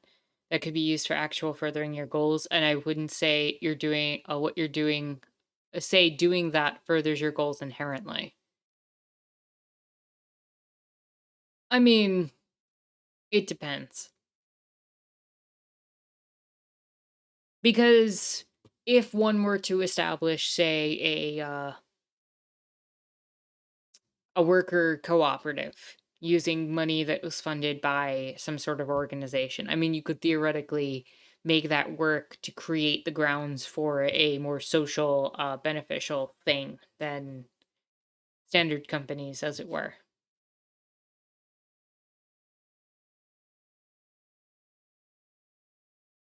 Falcon says, there he is, Sparrowson. Go ahead, say what you need to say. Excuse me, Dr. Falray? I just wanted to thank you for, giving me the antidote and, making me well and stuff. It's no trouble at all. Sparrowson, wasn't it? Of course, there's a small matter of the debt. Right, let's see. 1 hospital bed, 1 dose of specialized antidote, expert medical care from the attending physician. Total comes to 500 francs. Ah, um, Falcon, can I get an advance on this month's pay and next month's and maybe the months after? Oh, look, it is the American, system. Calm down, Sparrowson. I'm sure the doctor's a reasonable man. He will surely allow you to pay in installments. Of course, of course. Thank goodness. With my current wages, I should be able to fully pay off the debt by the 20th century. Hey, your pay isn't that bad. Now, there's no need for quibbling. I have a suggestion. You Messrs. Are lawyers, yes? If you do some pro bono work for me, I may be able to knock the bill down a little. Maybe to say 100 francs? Oh, that sounds much more manageable. What kind of legal work do you have in mind? Debt collection. Mm-hmm. Mm-hmm.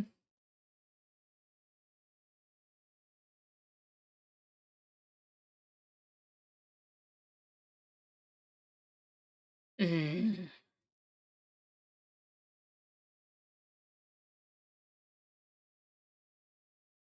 Duke says do it.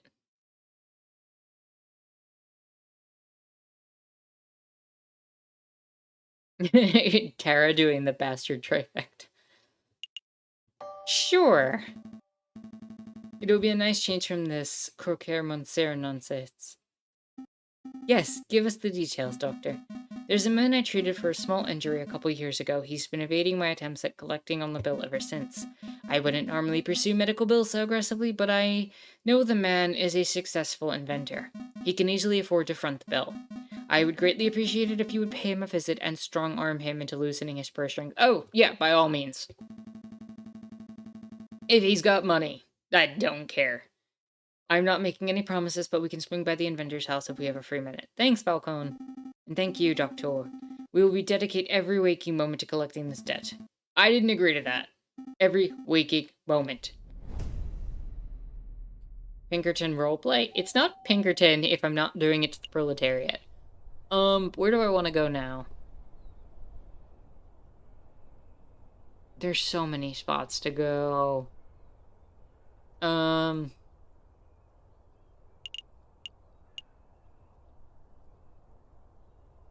Might as well go visit the inventor.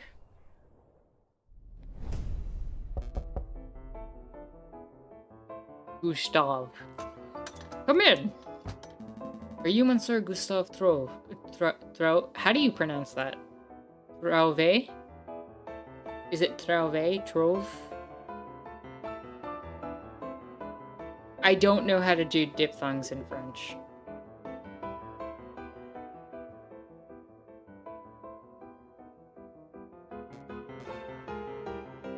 Jalix likes the music. I am, and you are? Debt collectors, cough it up, scum. That's terrible.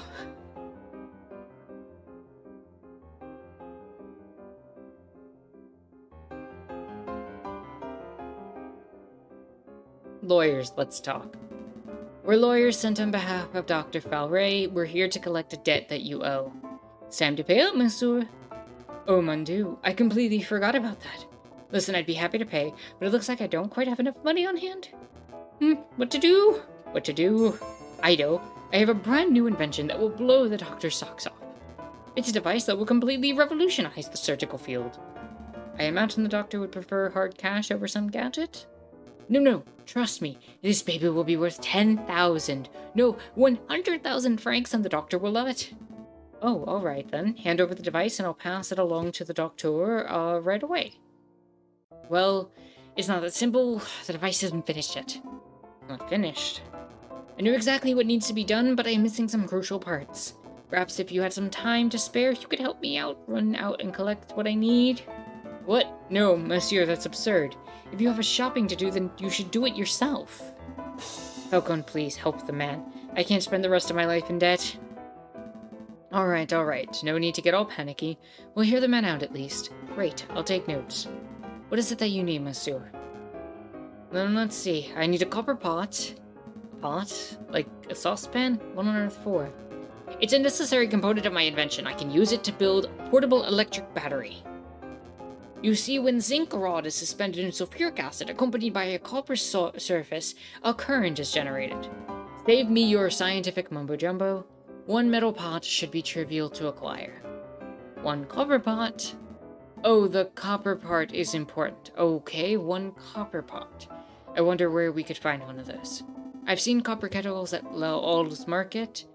Although those things aren't too cheap. I can't help but feel that I saw a copper pot somewhere else. What else? String? High-grade string to bind some components of the device together. Seems simple enough. I imagine Lowell's Market would have that in abundance. Can we really afford to blow our whole budget at the market, Falcon? Surely there's a cheaper way to acquire string. Look, I have a loose thread on my jacket. Take it. The string must be higher quality than that, monsieur. I need something that's fishing line grade. Oh, I see. Well, is there anything else you wanted, monsieur? Some books, confectionaries, alcohol, groceries, perhaps? No, that's everything. Alright, I've got it all written down. Shopping list has been added to your evidence folder. I feel a little conned. We came here to collect on debt and left with a shopping list. We're going to follow through on Monsieur Trove's items, right? We'll see.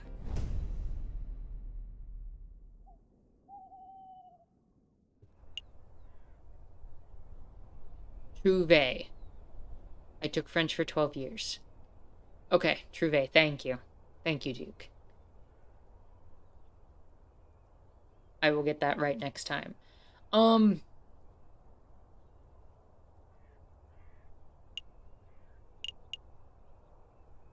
we should see this. What a view. You can see the July column so clearly from up here. Ah, Cocorico, you're finally here. You have news about Croquet, monsieur? Or is this about the other matter? Here you go, as requested. The full register of those who entered Paris Law School, and the full list of graduates. Very good, let's take a look. Now could you please tell me what this is about, Inspector? What exactly are you looking for? Look at this list of graduates.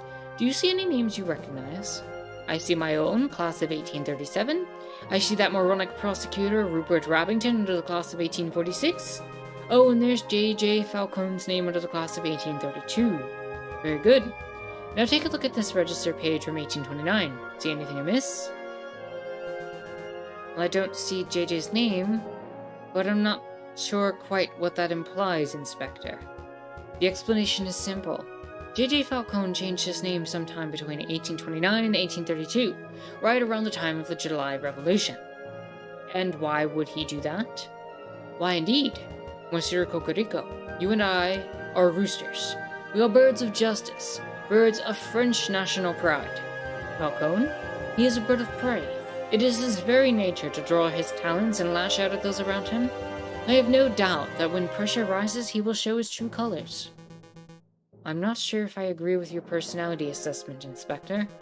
I've always suspected that JJ was a buffoon, an imbecile, and a troglodyte, but never would I describe him as a person of malice. Time will tell. Do you need me for anything else, Inspector, or shall I continue my investigation into the Croquet Monsieur? There's one more thing. Take this. A pistol. No thanks, Inspector. These are dangerous times. If you face a violent threat, you cannot hope to defend yourself with that riding crop of yours. I'm well aware. I just find that these ghastly things tend to escalate situations rather than mitigate them. That's what everyone says during peacetime. Take it. Thank me when it saves your hide. Fine. I'll keep hold of it. Well, Mr. Cocorico, you have been most helpful. Just doing my duty. Good day, Inspector. I don't trust them. I don't trust that inspector.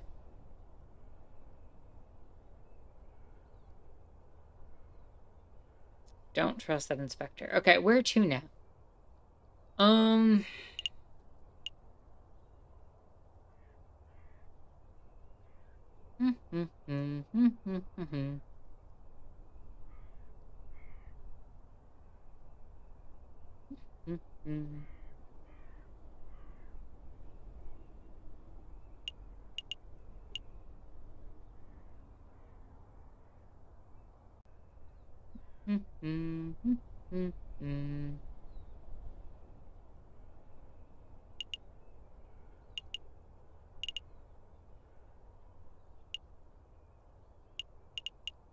I'm caught between two options at this point in time. I'm caught between going and getting the items that were requested for the inventor and potentially going to R&M to kind of ask them and be like, hey, you know, you're a private investigator. Maybe you could find out some information and do my job, and I could subcontract it out so I don't have to quite do it while I'm off doing fetch quests for doctors. Also, hello and welcome, Athena. Hope you're having a chill and lovely Sunday, and as well as Zero, I see, all lawyers are bastards, question mark? We're not sure yet. We are not sure yet, but certainly the investigator, is. I'm leaning towards going to R&M, following that line of reasoning. We can always buy this stuff later. Well, this is most unexpected. Monsieur Falcone, Monsieur Sparrowson. I believe this is our first time meeting without disguises or pretenses, as it were. First things first. Elsie, would you kindly fetch our guest some tea? Oh, of course, Monsieur Volpe. Of course. Messieurs, what sort of tea would you like? Chamomile? Darjeeling, maybe?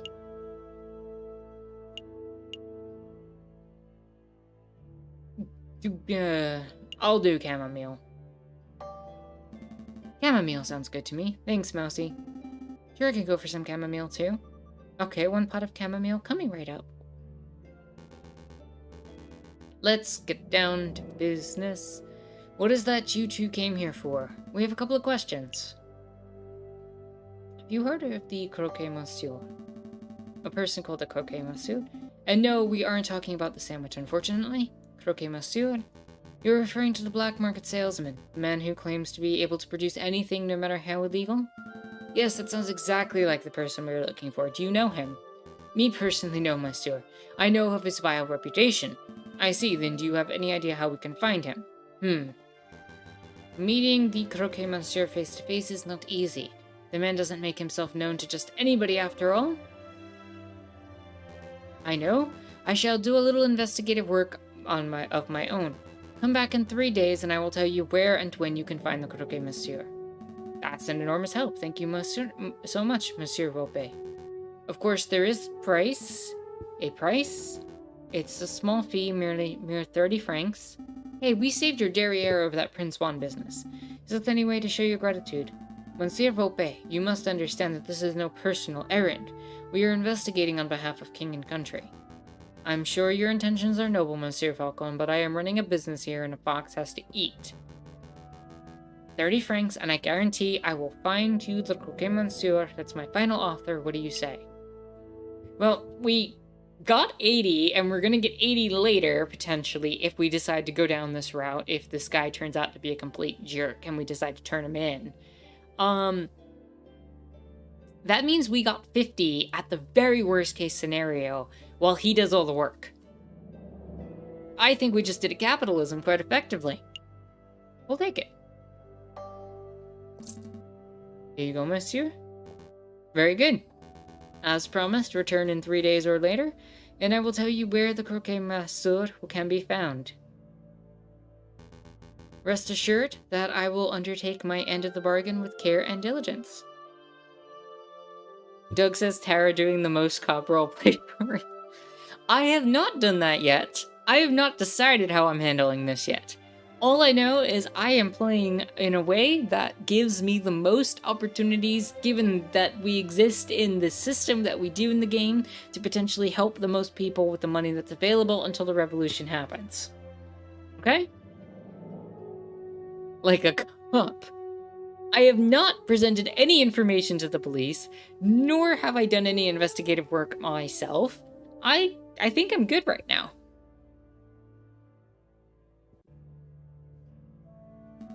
I expect nothing less. Thank you, Monsieur Volpe. It is my pleasure. Was there anything else you wanted to ask? Have you heard rumor of an uprising? Monsieur Volpe, have you heard any rumors of an uprising? Of course, these days a man can't walk into a tavern without hearing angry men whispering about violence and revolt. I dare say that Paris may find itself in the midst of yet another revolution before the end of winter. What can you tell us about the dissenters specifically? Do you know where they're meeting? I'm afraid I only know what you can read in the papers, monsieur. I know anti-government protesters were meeting out in the open until the government clamped down on large public banquets. With the banquets gone, who knows where the dissenters went? I see. Perhaps I can assist you with something else? That's all.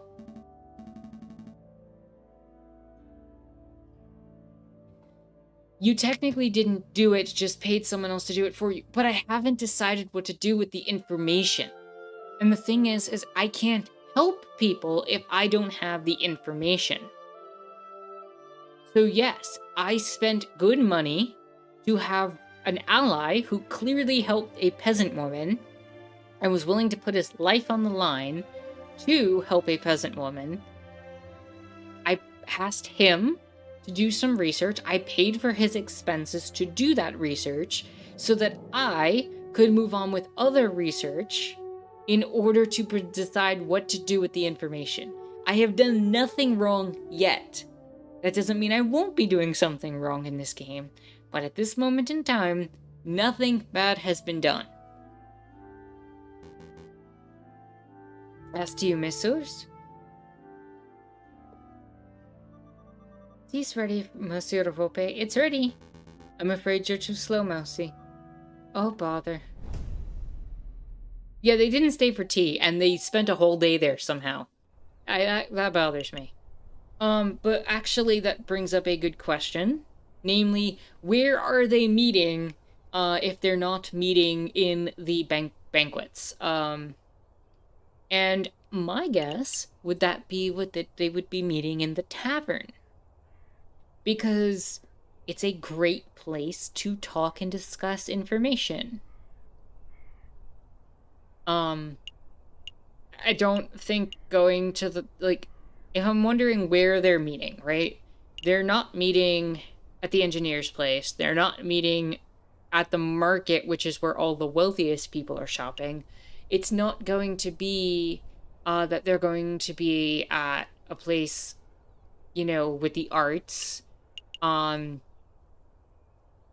most of the places that we're looking at here would be more bourgeois, except for the tavern.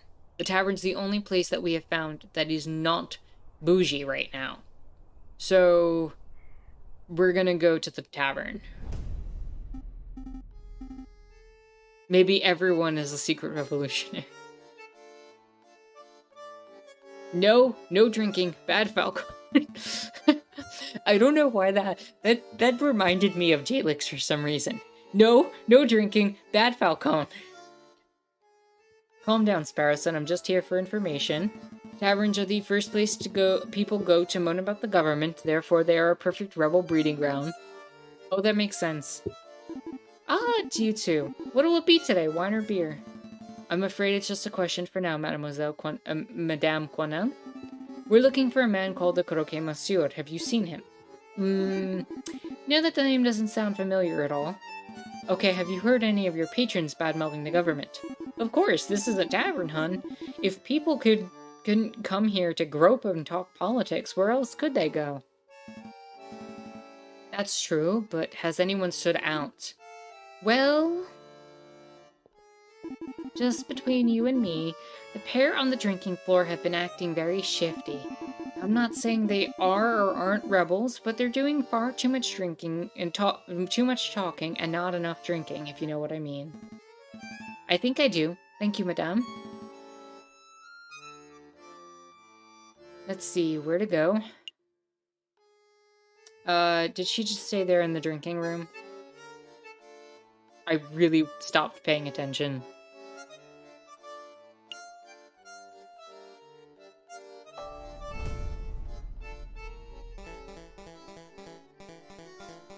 And that's when the mademoiselle told me to put the order in. No idea where she's going to keep them, though. Pietro, you know that she hates being called mademoiselle. You're going to get stuck with guard duty again. Oh, you're right. That meant that madame it is.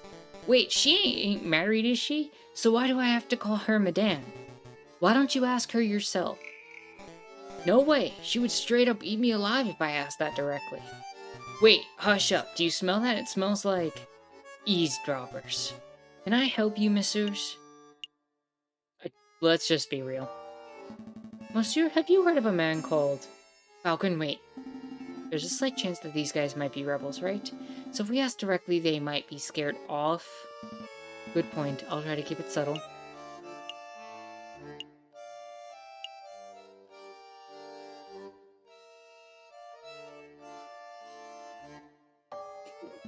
The Croquet Monsieur. I know you know him. Tell me everything. Spill the beans. You call that subtle?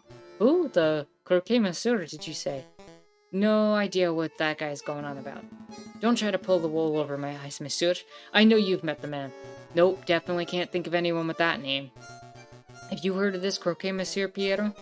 Nope, never heard of him. As far as I know, Croquet Monsieur is the name of a sandwich, not a gun salesman. Hold it! If you've never heard of the Croquet Monsieur, how did you know that he's a gun salesman? Well spotted, Sparrowson. You'll make a fine lawyer yet. Merde. I messed up, didn't I? I suppose the cat's out of the bag. There's no way to cover that up. Okay, listen carefully. You didn't hear it from me, but to meet the Croquet Monsieur... Actually, it'd be foolish for me to explain in public. It'd be much easier if you just take this. The Book of Judges? What is this, some sort of law book? The book's subject's not important, just take it. Oh, I see. It's the Book of Judges, from the Bible. Old Testament stories of God smiting people and stuff. I appreciate the gift, monsieur, but I'm not religious. I'm reminded of the scene in Deep Space Nine where Garrick is like, hey, Julian, you need to get a new suit at precisely this time. And he's just like, why do I need to get a suit?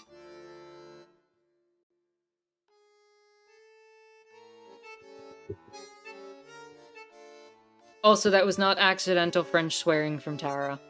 Tara, as I'm speaking in the third person. I know what that word was. I speak Spanish. It's almost the same word. I know what I said.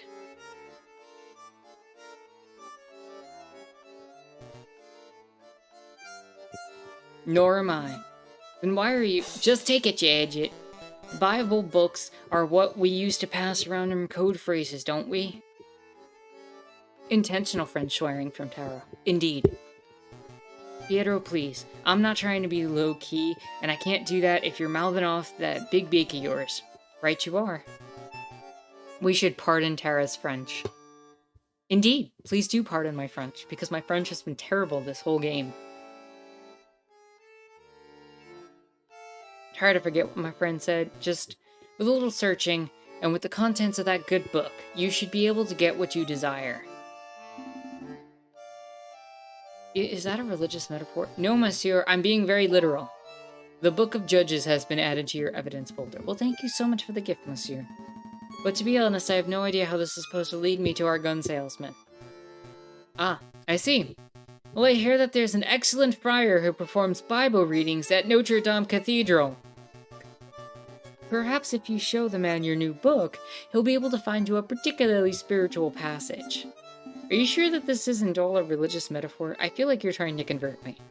I assure you I am as secular as they come, monsieur. Friar at Notre Dame Cathedral? Thank you, monsieur. I'll make a note. You should get your suit tailored at precisely 8:55.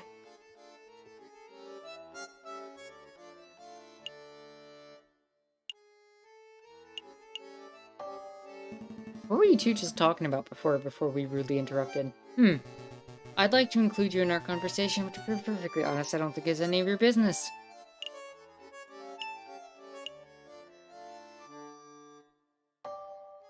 As a matter of fact, it is our business. You see, we want to fight alongside them. We do? Listen, you.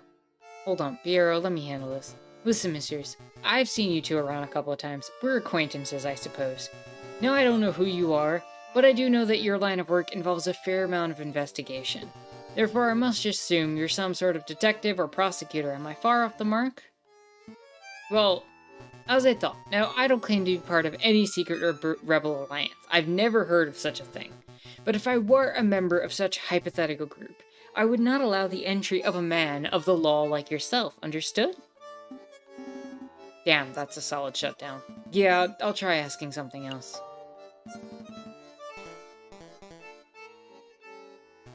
You two seem like different decent fellows. You shouldn't get involved in this rebellion business. Just do whatever you need to do with the croquet monsieur and get out of Paris. That's what a smart person would do. I appreciate the advice, monsieur. Are we ready to hit the road? Yep, I think I'm good.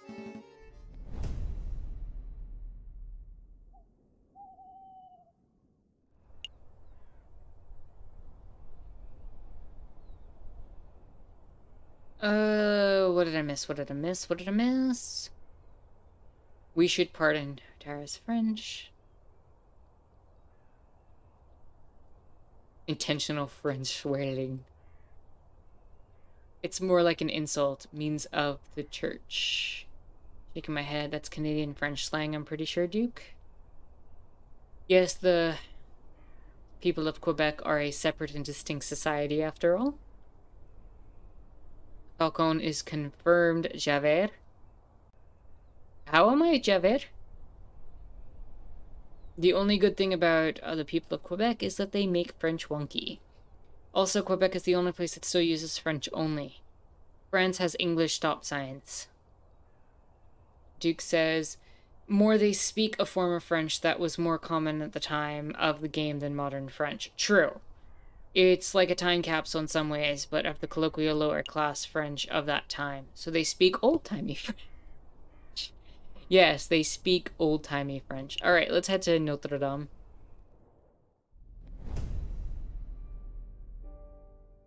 Falcon and Sparrowson step into the grand atrium of Notre Dame Cathedral. You know, when I played Assassin's Creed, I definitely murdered people in here.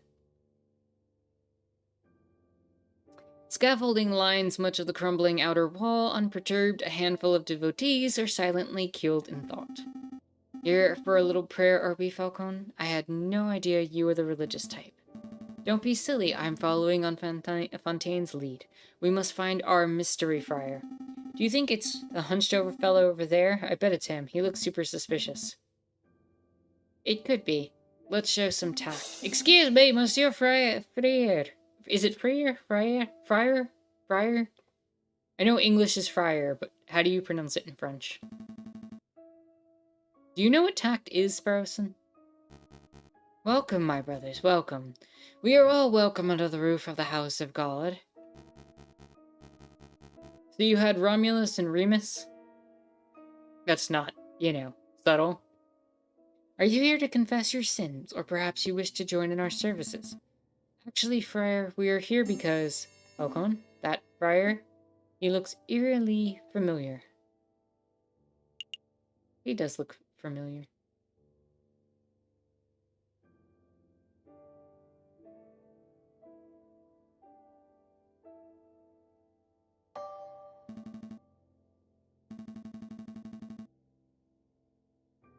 Now that you mention it, he does look like a little guy that delivers our post, doesn't he? What? No, that's not who I meant. And how does he look anything like our postman? Are you going mad? Your friend appears to be upset. Don't mind him. He's just in a huff because he thinks you look like the judge we once met. Judge Romulus? I get that all the time. I'm his twin brother, you see. Oh, good, I'm not going mad. Friar, would you say that you had a good relationship with Romulus? Well, we were close, but you may have heard he got in trouble with the law recently. I haven't seen him in weeks. I see, I don't mean to pry. Oh, it's no trouble. But tell me, why are you here, my brothers? Oh, right, well, we have a couple of questions. Would you take a look at this?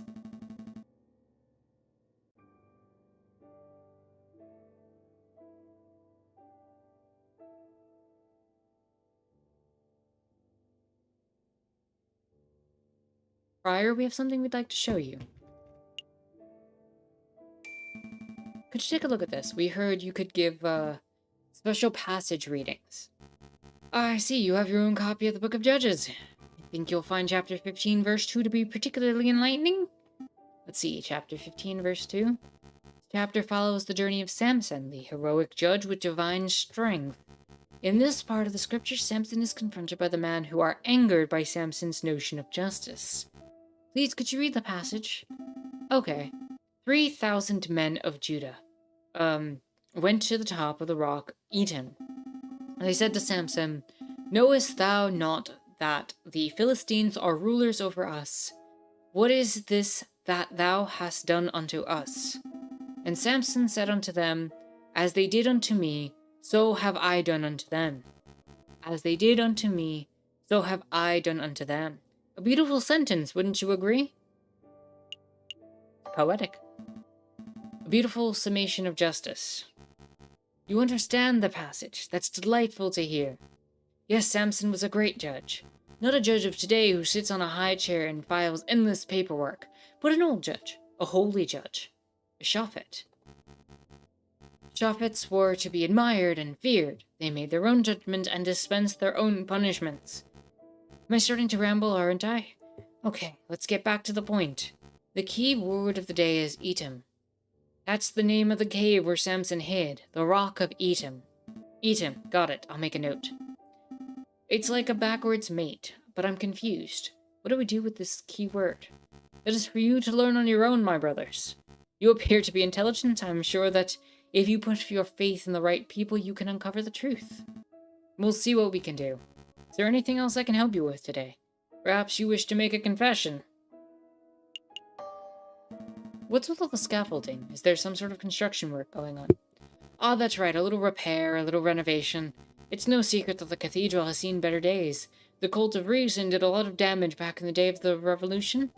But now we're well on our way to restoring this holy place to its former glory. The cult of reason? The religion of Christianity?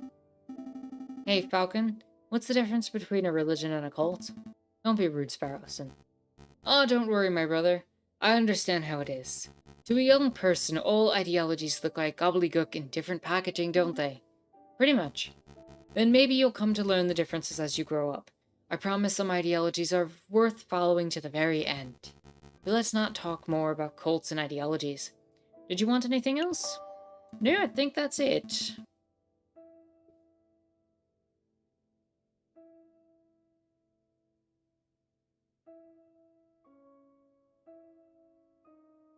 Oh, sorry, I missed that Doug had left. I hope you have a okay and chill rest of your day, Doug. Thank you for stopping by. Athena says a whole new meaning of deep frying language. Very true. Go in peace, my brothers. I have no idea where to go next.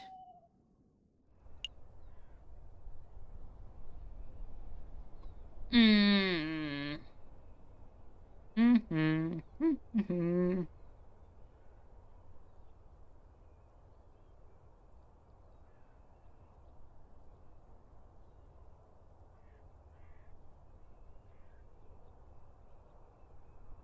Mm-hmm.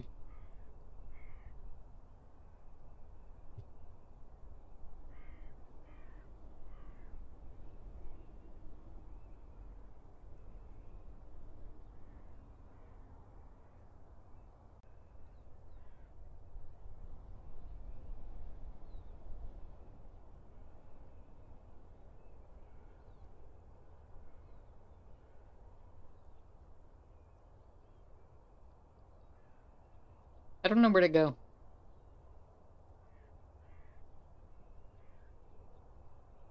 Duke says to go to the Chocolate Emporium. I could go to the Chocolate Emporium.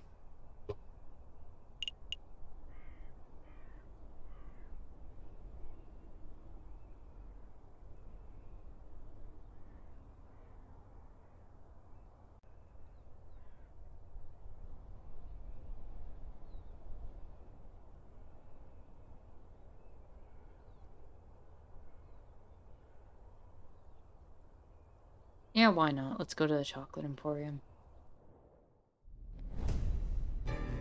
Welcome, welcome. Ah, it's you two again. You remember us, I guess that's no surprise. Of course I remember. You two are the two messieurs who ask many questions and buy little chocolate. I'm afraid we have more questions today, Marceau. Slack? Thanks for being patient with us. You know anything about an uprising? Have you heard any rumors of rebellion in Battery recently? Why, monsieur, there are always rumors of rebellion in Battery. The citizens whisper in the shadows, the bourgeois cower in fear. Yes, but have you personally heard anything specific? No, monsieur. You sell chocolate to a lot of people. Have you come across any unsavory characters in your occupation? Of course. One time I was hiking through the mountains of the Netherlands, and I was accosted by an overzealous tulip salesman. I threw a fistful of Dutch rubles at him and made a hasty retreat. I can't help but wonder about the legitimacy of Lander's stories, but for some reason his tangential rants don't bother me. Let me be more specific. We're looking for a person called the Croquet Monsieur. And does that name sound familiar? No, monsieur.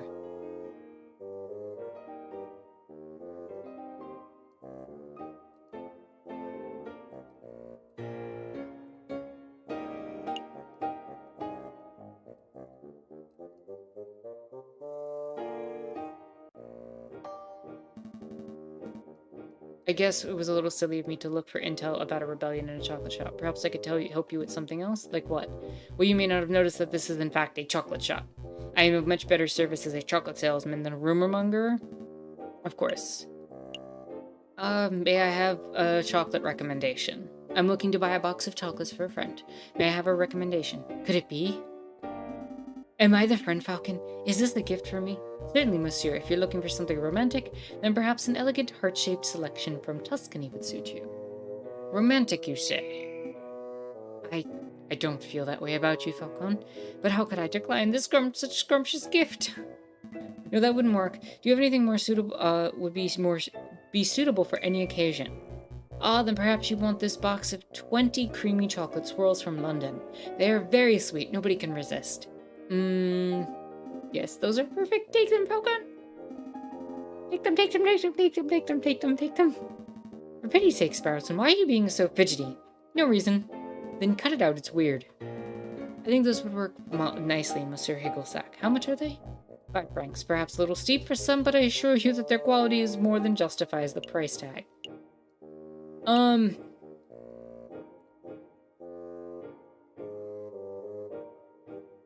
I get a discount? You know, for being such an upstanding citizen. I really shouldn't, monsieur. I understand. Ha! Just kidding, of course you can. How about I give you these free as a token of Belgian generosity? Really? Of course, because you're such wonderful customers. We are? Absolutely. One moment, if you please, monsieur. I shall go wrap these up. Falcone? What is it? I just want to say you've been a great friend and an inspirational mentor. I have ample amounts of respect for you as a person.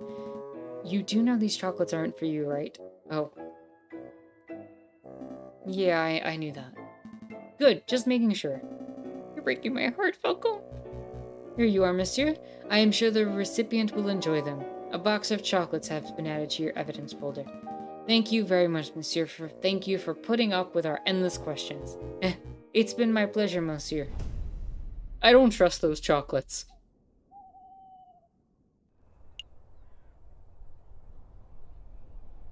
I was more than willing to pay, but I wanted a discount. What's the place all the way at the edge of the city? I don't know. There's a lot of places.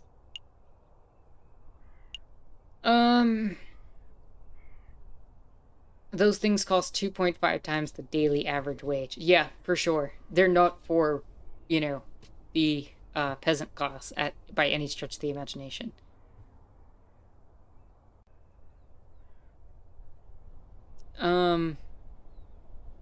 Any forests? I don't know. I don't know where to go next.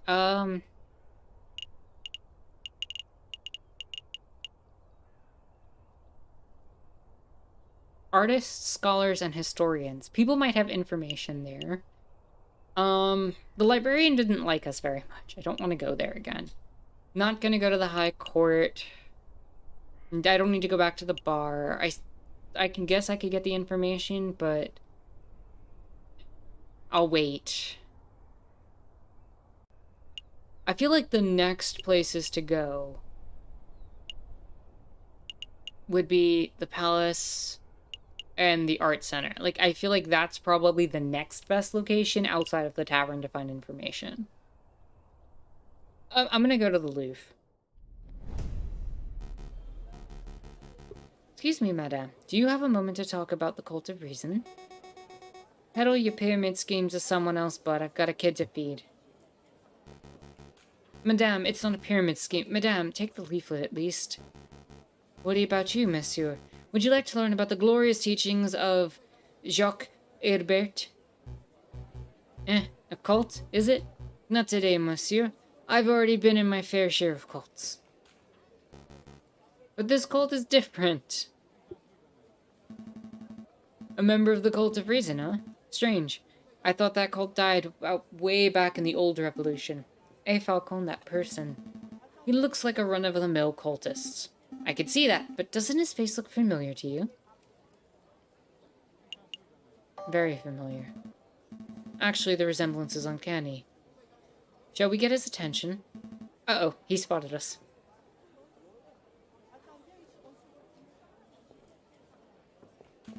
Wait, monsieur, we'd like a quick word. Come back, teach us about the wonders of the Cult of Reason. He's gone. So I'm not going crazy, right? That guy was the spitting image of Judge Romulus, wasn't he? I can't deny the similarity, but then again, there are plenty of wolves in Paris. Maybe there's no link at all. Either way, we could have to investigate the conduct. Let's focus on that. Right, where to first? I don't know.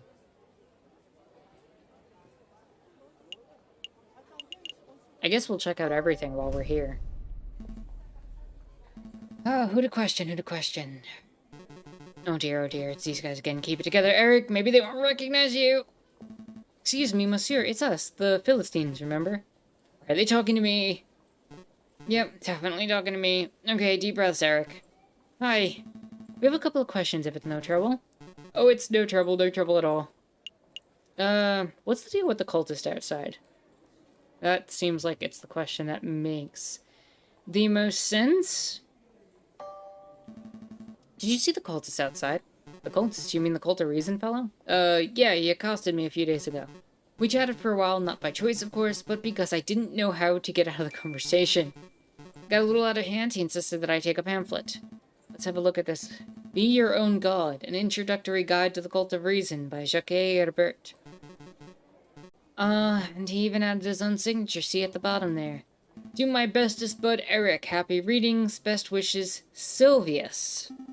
Reading too, what a fiendish color choice. That guy's such a slimeball, we aren't even close to best buddies. At least we now know the cultist's name, Sylvius. Do you mind if we keep this pamphlet, monsieur? Be my guest, I don't want it. Signed cult guide has been added to your evidence folder. Did you want something else? Do you know anything about an uprising? An uprising? You know, people getting angry, being violent, overthrowing the government, stuff like that. Goodness, no, I don't know anything about that sort of thing. Never mind then.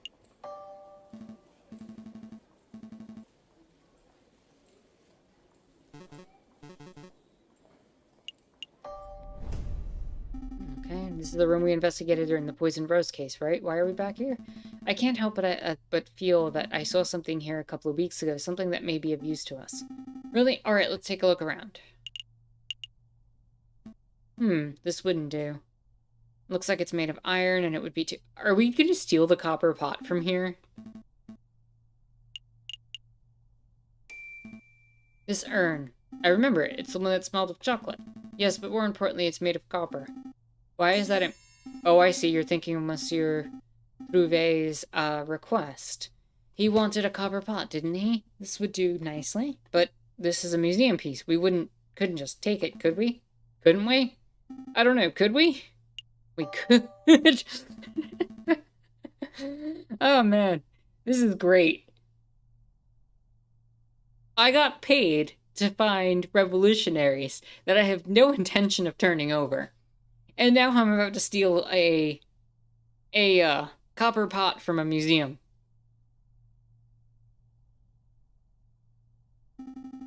It's been my lifelong dream. Marvelous. Put this urn under your coat. That's not going to fit under my coat. You're weird. You're already weirdly shaped. No one will see anything out of the ordinary. Hey!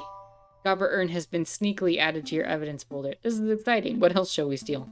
Nothing. We're gonna leave before we draw suspicion. How about a painting? Just a small one. Like no one would care about. Like the Mona Lisa. Let's steal the Mona Lisa. Let's not.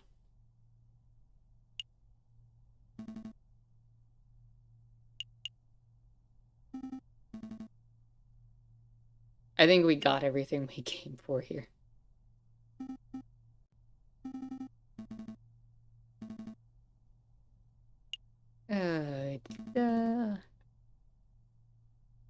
Yeah, there's nothing useful here. Alright. We're done here. For now, at least.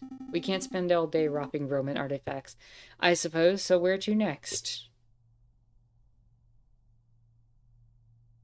Is there anything in the garden we could get?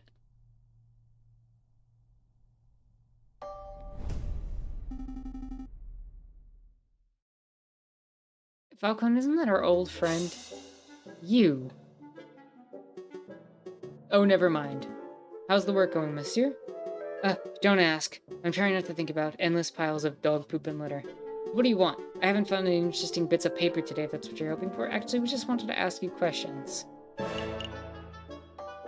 Oh goodness, I'm going to get copyright struck for this, because that's what got me last time. You know about the uprising? You mean like a rebellion? Yeah, I've heard rumors. There are lots of uneasy people in Paris. What kind of rumors? Nothing specific, just that there's a group planning to form a huge protest before the end of February. Some say it might go violent. If you were wise, you'd probably fly out of the city as soon as possible. So people say. Do you plan on leaving? I couldn't if I wanted to. No thanks to you guys. But in case I'm sticking around for the photograph opportunities. Wartime photography. Imagine the possibilities. Actually, you know what I can do? Let's do that. So yeah, last time I streamed, I got copyright struck for that particular piece of music, even though that piece is something that should be very much in the public domain. So...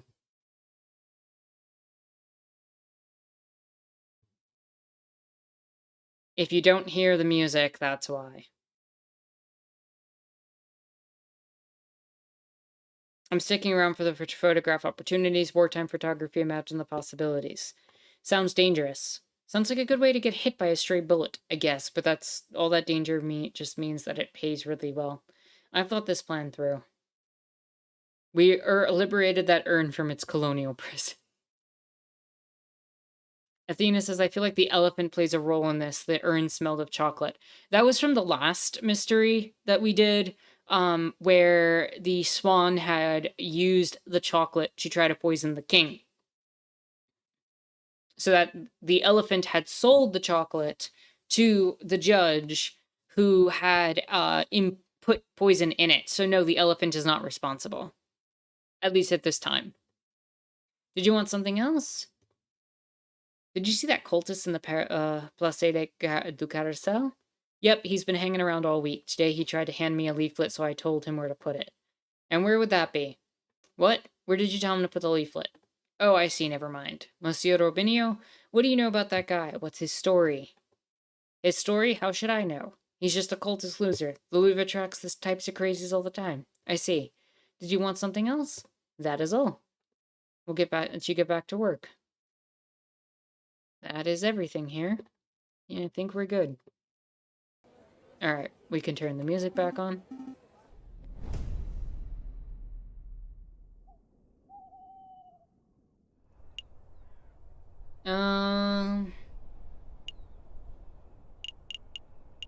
Let's check out the arts.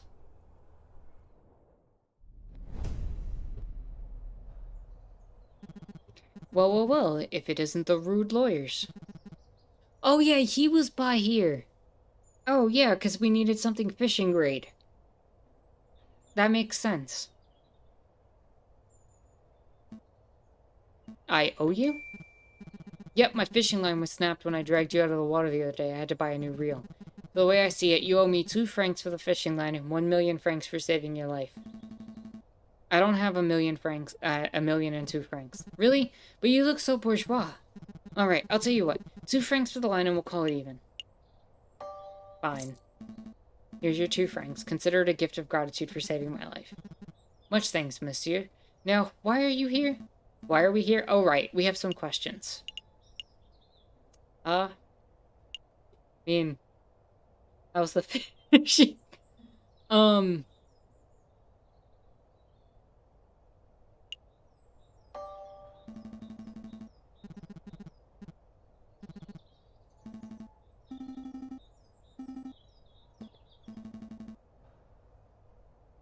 No. I messed up.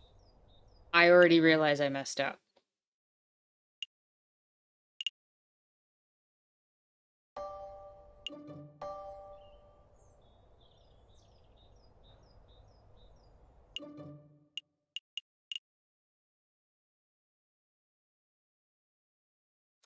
It saves after every day automatically, right?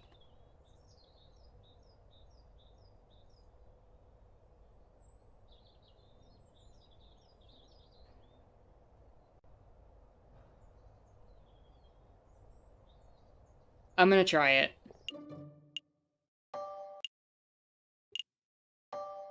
Please. Please tell me I didn't lose everything. What do we have in our inventory? That'll tell me.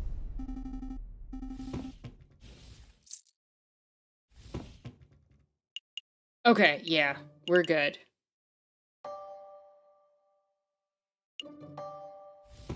No, I realized something. I could probably trade him something instead of giving him the money. I think he said something about liking chocolates during the trial. Am I wrong about that?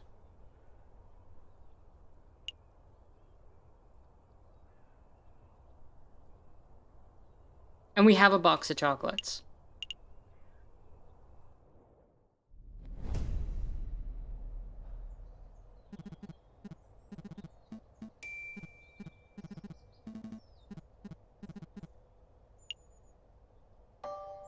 I don't know you anything, monsieur. You dragged me out of the water of your own volition.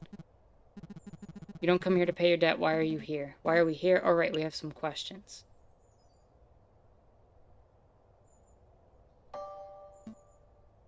How's the fishing? Caught anything good? Today, not a kipper. New fishing line's really good, but I've run out of good bait.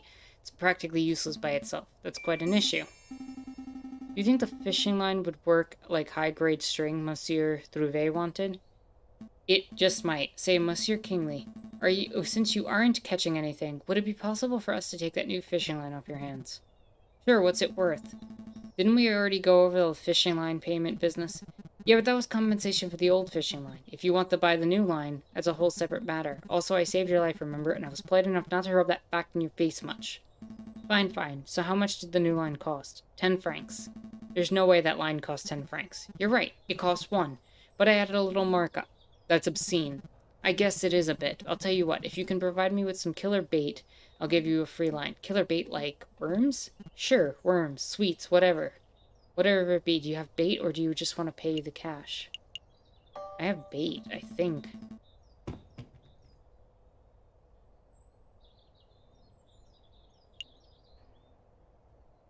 Use the chocolate as bait. Are these fancy chocolates? Wow, yeah, these would definitely work. Okay, so I'll take these chocolates off your hand. Did I make up the fact that he likes chocolates? And I'll give you my fishing line. And the deal's made. Fishing line's been added to your evidence folder. Wait, hold on. Now I have fishing bait, but no fishing line. I did not think this deal through. Oh well. Can I help you with something else? Have you heard of a man called the Croquet Monsieur? A man called the Croquet Monsieur? Nope, that doesn't ring any bells. That's a strange name, though. Did the man himself, did the man name himself after the sandwich, or was the sandwich named after him?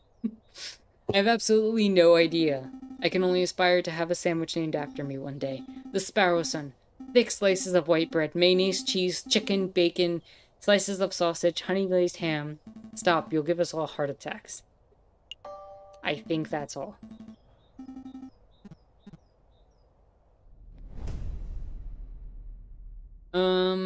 Think the next 2 days what we should do is go get our information from R&M, and then we can go pay off the doctor with the stuff, because we have both items now. Monsieur Vaupé, you've managed to dig up some good information, I trust? There's good news and there's bad news. Let's hear the good news. I found a way you can meet the Croquet Monsieur. He lurks around the Rue des Marmosets on Friday evening. The Rue des Marmosets on the Monkey Road by Notre Dame. That seems simple enough.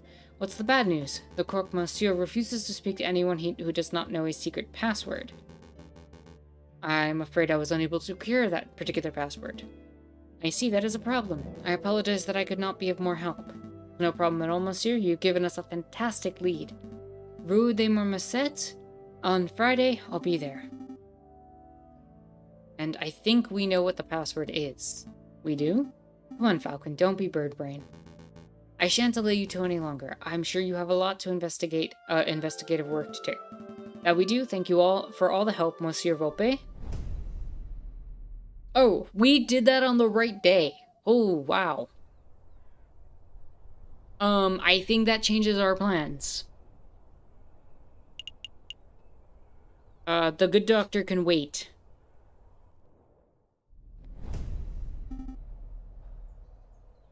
Is that him? It must be. Excuse me, monsieur. I don't recognize you fellas. What's the password? The password, eat him. Oh, I took you fellas for bird brain cops, but you actually know the secret password. So what do you want? Well, let's start with introductions. You are the Croquet Monsieur, are you not? That is the Croque Monsieur to you. Mon Dieu, people always get the pronunciation wrong. I'm not really hearing the difference. In any case, Monsieur, Croque Monsieur, my name is... Don't tell me, you idiot. Bringing up names can mess up an entire meeting. Why do you think I use an alias? Just tell me, what do you want? Drugs, guns, explosives, slaves? Come on, I don't have all day. Oh, this guy's terrible. This guy's terrible.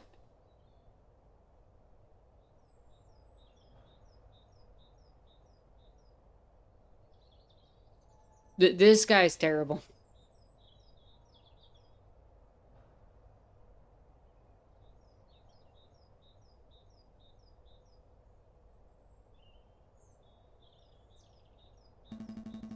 Well, to be honest, what I really want is...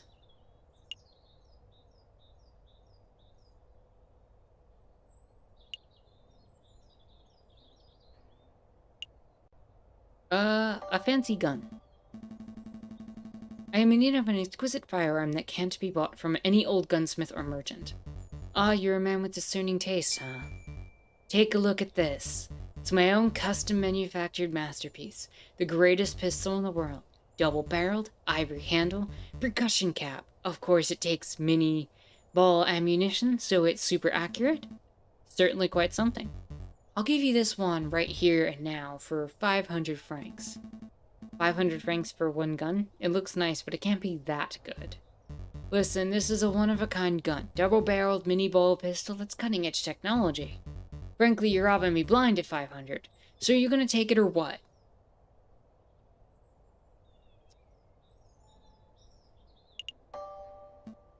To be honest, I don't really have that kind of cash ready to hand over right here and now. That's quite alright. We can do installments. How does 50 francs a month at 10,000% APR sound? Well, well, well. It's the fuzz. Cheese it. Wait, Monsieur Croc, Monsieur, come back. Never fear, Falcon. I'll tail that dastardly fellow. Don't get too close, Sparrowson. The crocodile's got a gun. What's all this rucket? Playing cops and robbers, are we, JJ? Are you blind, Severin? That was the Croc Monsieur. We were at the crux of extracting some vital information about the rebels, but your smug entrance just ruined everything. That was the Croc Monsieur? I never would have guessed. You don't sound very concerned. Oh, don't get me wrong, I'm quite impressed that you managed to track down such an elusive criminal. But I have something much more pressing that I need to discuss with you. More pressing than finding the rebels? Perhaps. JJ, I want you to answer this question sincerely and honestly. Did you go by a different name prior to enrolling at Paris Law School? What? What does that have to do with the rebel investigation? Or to do with anything for that matter? I would appreciate it if you just answered the question, JJ. I need to hear it from your own beak. Have you ever gone by a different name?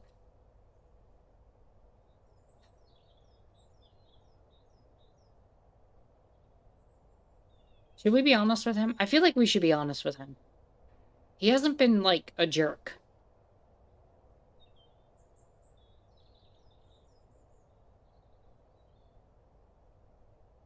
Jalek said I vote for selling him out.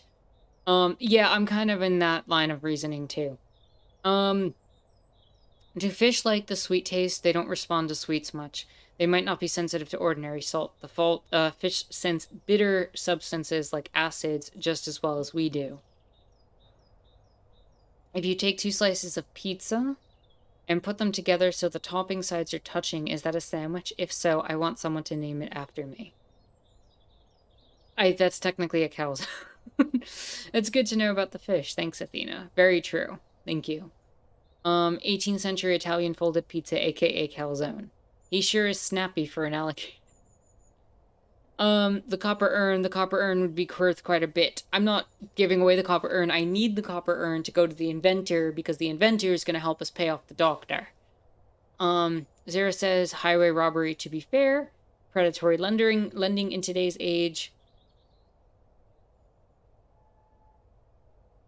Jalek says the chief probably wants him to go after us, so he probably came to get our perspective. I'd say be honest. Yeah, I'm with you there. I don't deny it. A man has a right to change his name.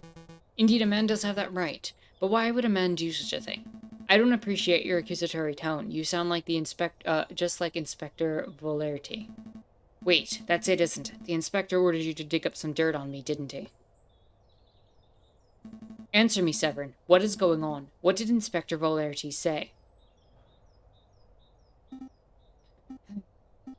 Man, that croc can run. It appears you two are making solid progress with your investigation into the rebel group. I'll be sure to let the inspector know. Where are you going? We haven't finished our discussion, Severin. We have. I've learned what I came here to find out. Good day, JJ. Good day, Sparrowson. What was all that about? It doesn't matter. Severin's just poking his beak where it doesn't belong. Heh. Nosy blighter. So, tell me about your little adventure, Sparrowson. You lost the croque monsieur, I take it? Yeah. Looks like just a stumpy reptile. But he ran like a gazelle. I lost him in no time at all. I see. Well, with the croque monsieur leads gone, our investigation has reached a dead end. Not entirely. He dropped something during the chase. He dropped something? What exactly? I'll show you. Follow me. I think you need to do more exercise, person. Don't judge me. Ow. Ow. Ow. Lindu, what is it now? Muscle cramp? No, my foot's hurting. I think I got something in my shoe. Well, grit your beak and bear it. This is around where you saw the crocodile drop something, right? Yeah, something around here. Jalek says, I guess I shouldn't give him the benefit of the doubt. I expected him to come clean. No, I think he's trying to find out his own investigation, and I think our honesty is probably going to work in our favor. Then let's put out on our investigation hats and find whatever it is. Select an area to examine. I see hanging bushels of onions. Bushels? That can't be right. It's sprigs. Sprigs of onion.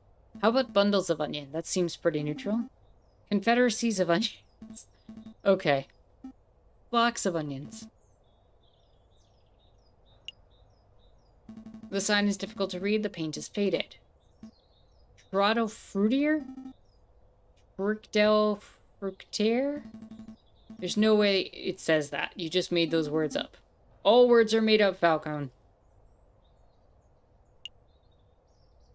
Does that street lamp look broken to you? Yep, I think all lamps on the street have been vandalized. The ground is covered in glass from the broken panes. Oh, that explains why my foot's hurting. It does? There's glass on the sole of my shoe. I must have trodden on some shards while chasing after the croque monsieur. Oh no, my good shoes are ruined. Well, I wouldn't say good. You paid 20 cents for them. File this away in the evidence folder. You want me to file away the broken glass? Yep, I'm filing an official formal complaint to the government. Their faulty street lamps have ruined my shoes and I am owed compensation. I think government officials have better things to do than worry about your 20-cent shoes, Sparrowson. We'll see about that. Are you satisfied? We have real evidence to find. An empty cart. Somebody has scrolled the word Descartes on it.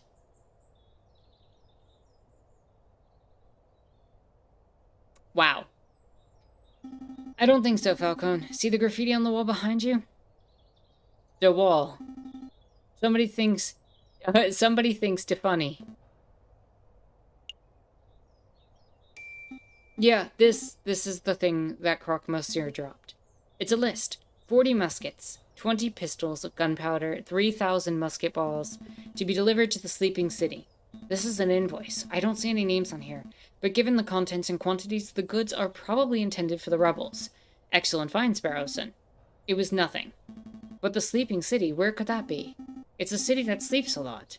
So, somewhere in Spain would be my guess. Wow! I'm pretty sure that's a location is not a literal city. For one thing, we already know the city where the rebels are gathering. It's right here in Paris. The sleeping city is a code phrase, like a riddle. A riddle, Well, I'm stumped. And hmming is getting us nowhere. We must find someone here who can solve it. We need a person who's knowledgeable about all manner of riddles and puzzles. A know-it-all, huh? Precisely. In the meantime, I'll file it away for safekeeping. Do you think the croc dropped anything else? Noah's bar, all animals are welcome, except mosquitoes. You bloodsuckers can go get your fix someplace else. I agree with that. That's fair. Noah feels pretty strongly about mosquitoes, huh? He has a point. I'm not saying all mosquitoes are bloodsuckers, but... Whoa, Falcon, keep it classy. I'm just stating facts. Yeah, ticks and mosquitoes, pretty okay with them being discriminated against. Think that's it. You all see anything else? I don't see anything else.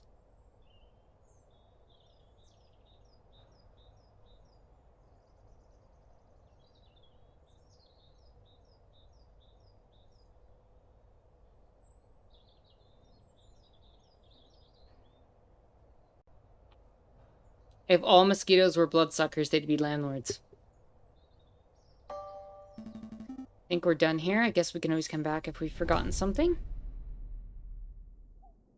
Now where do we want to go?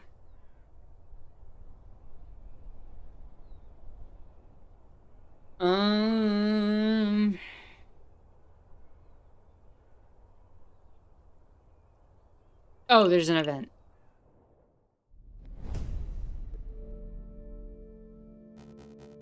Is the room to your liking, mademoiselle? Don't call me that. My apologies, madame. What are your thoughts? Is the room suitable? It's dark, cramped, and more than a little macabre, but it will do. Excellent. I hired private security to guard the entrance 24 hours a day. Rest assured your weapons are safe.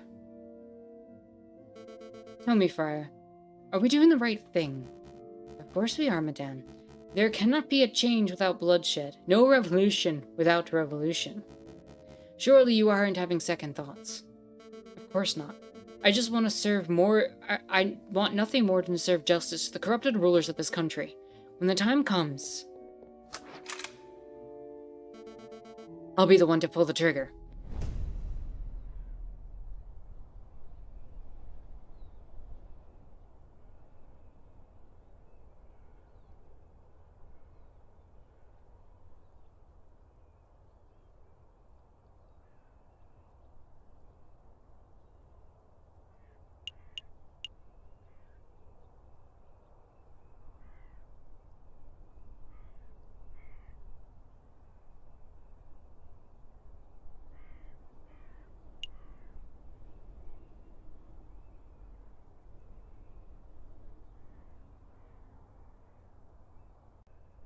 Where do we go?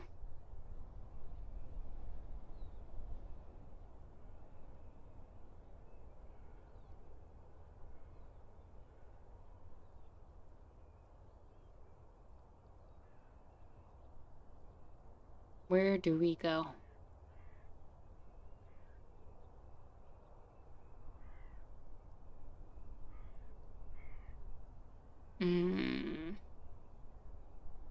I wish I knew how many days we had.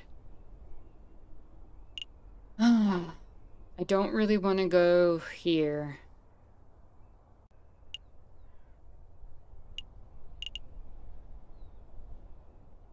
I don't need to go there. I don't care about going there. I don't need to go to the prison.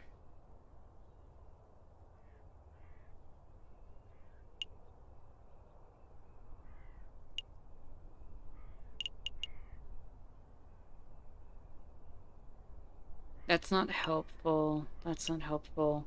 We already have the items we were going to get from here.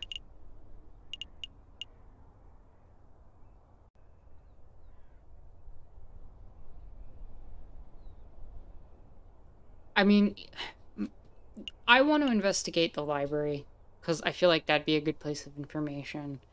I also want to get the invention.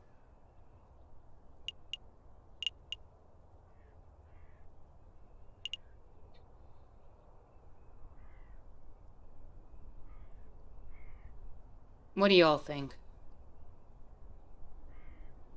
There is absolutely no reason for us to go back to the Rue de Marmoset. We were just there.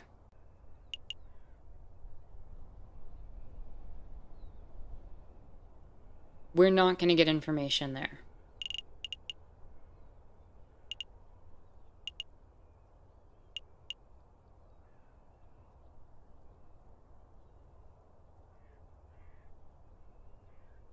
Notre Dame. It doesn't have a clock, so there's nothing we're going to get from Notre Dame right now. I'm going to check out the library. I think we have a few days. Notre Dame is the church.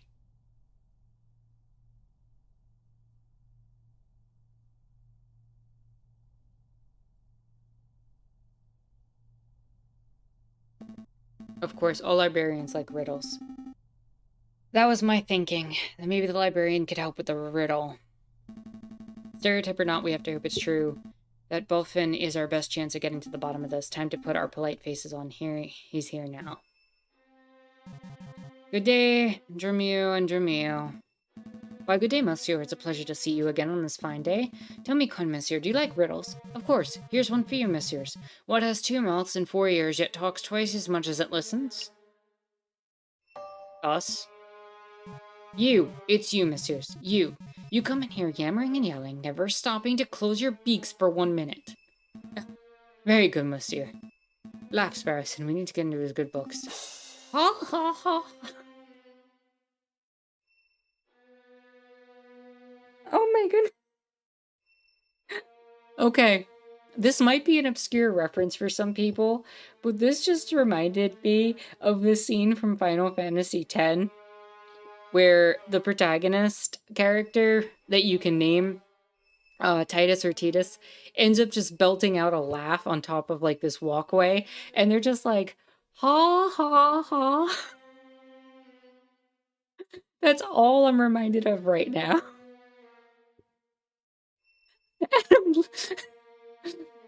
I wonder if I could get away with showing that clip right now. I don't think I can. I don't think I should try it. But if anybody's ever seen the Final Fantasy X laugh scene, you'll know what I'm talking about. Look that up. I'll share it on the server later. What was that? Sorry, I can't fake laugh. Oh, Manju. Stop this farce. You messieurs obviously have some inane riddle you want solving, so let's hear it. Go on, spit it out. Alright, well, if we were to say there's a place called the Sleeping City in Paris, where would it be? That's a new one. The Sleeping City? Got it. Really? Of course. The riddle was trivially easy.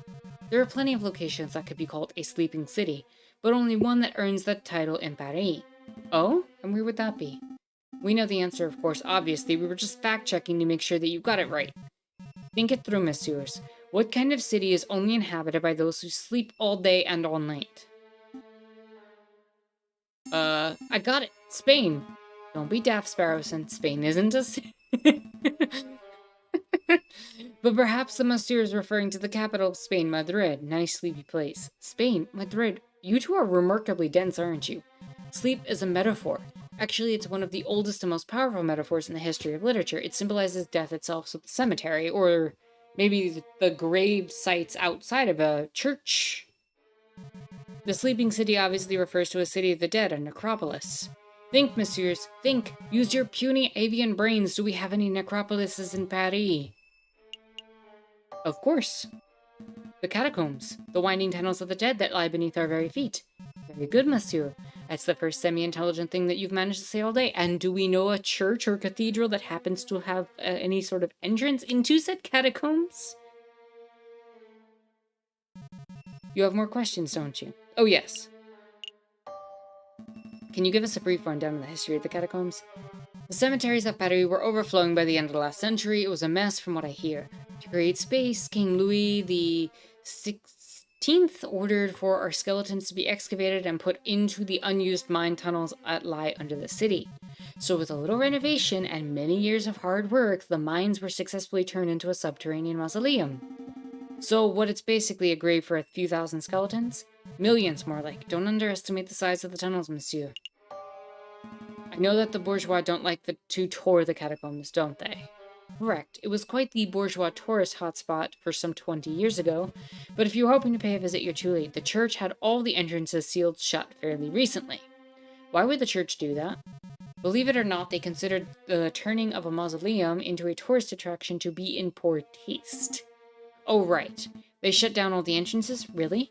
Surely there must be one or two left untouched. If there is an entrance, it's not public knowledge. I see. That is all. Now we go back to Notre Dame. If the sleeping city really is the Paris catacombs, then there must be some way to get in. An underground tunnel network would probably be connected to the city sewers, right? So we just need to find the right manhole, and boom, we're in spooky, scary skeleton town. Spooky, scary skeletons send shivers down your spine. That's a good idea, or maybe it connects to the sign, perhaps. Some swimming's in order. You two dunces are going to get yourself killed. If you really wish to visit the catacombs, you would be best off asking those responsible for the closures. The dead people? The church, monsieur, the church! Would you know of any unsealed entrances still exist? To the church. To Notre Dame.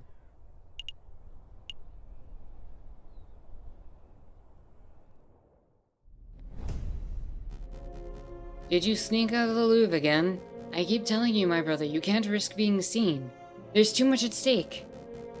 Oh, the good word must be spread, my brother. We need many supporters as possible.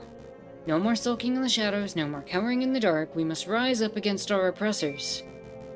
But before I forget, here's your pen back. I borrowed it. Again? What happened to yours? I lost it.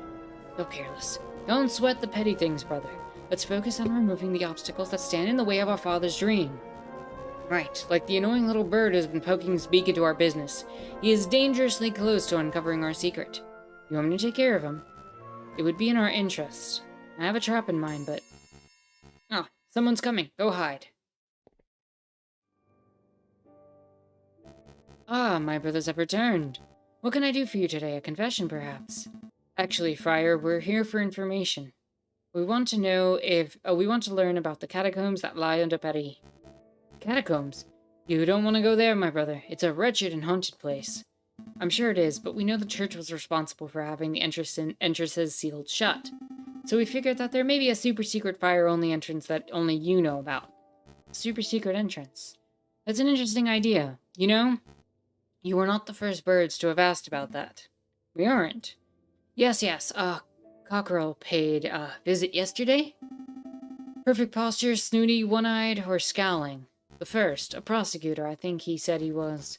Anyway, I'll tell you the same thing I told him. If you venture into the catacombs, you will not return. Understood?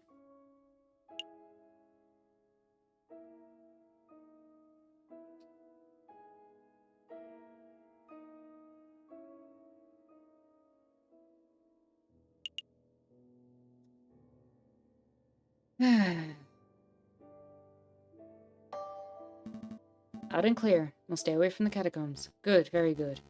Which will excuse me, I have a sermon to prepare. Be on your way. Damn, another dead end. Maybe it's time to wrap this up. We can go tell the inspector what we found all day. Don't quit just yet. I managed to take something from the friar's pocket when he was giving his little warning. Seriously? Again? This is becoming a bad habit for you. We'll go then. We'll see what you pilfered. This. You found this pen in the friar's robes. Yep. Interesting. Actually, this is more than interesting. It's amazing. This is the exact same pen that Judge Romulus uses. It even contains the same green ink. Huh. Do you think it's exactly the same pen? Or do you think Romulus and Remus just have a matching set? I honestly don't know. But I do know that this may come in handy. I'm gonna keep hold of it. We're still at a dead end, though. My gut tells me that the friar is hiding something. But I can't get him to cough up.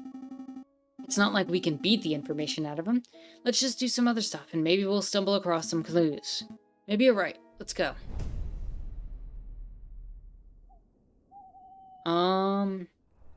I'm gonna say we go get the invention, and then go to the doctor. Come in! Ah, it's you two. Have you managed to gather the materials I need?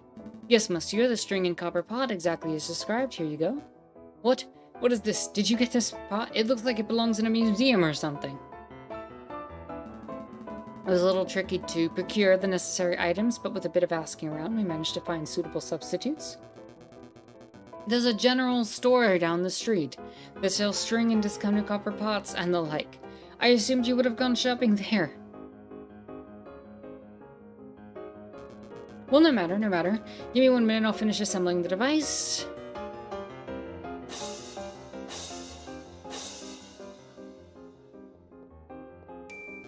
Ta-da! I may proudly present to you Gustave Troubeau's magnificent Explorer Extractor Surgical Device. Trademarked, patent pending. It looks like a pair of kitchen tongs hooked up to a stewing pot. Agreed. I wasn't expecting something so low-tech and, well, bad. Perhaps the demonstration is in order. 1 moment, if you please. How come? That thing looks like junk. This whole fetch quest has been a waste of our time.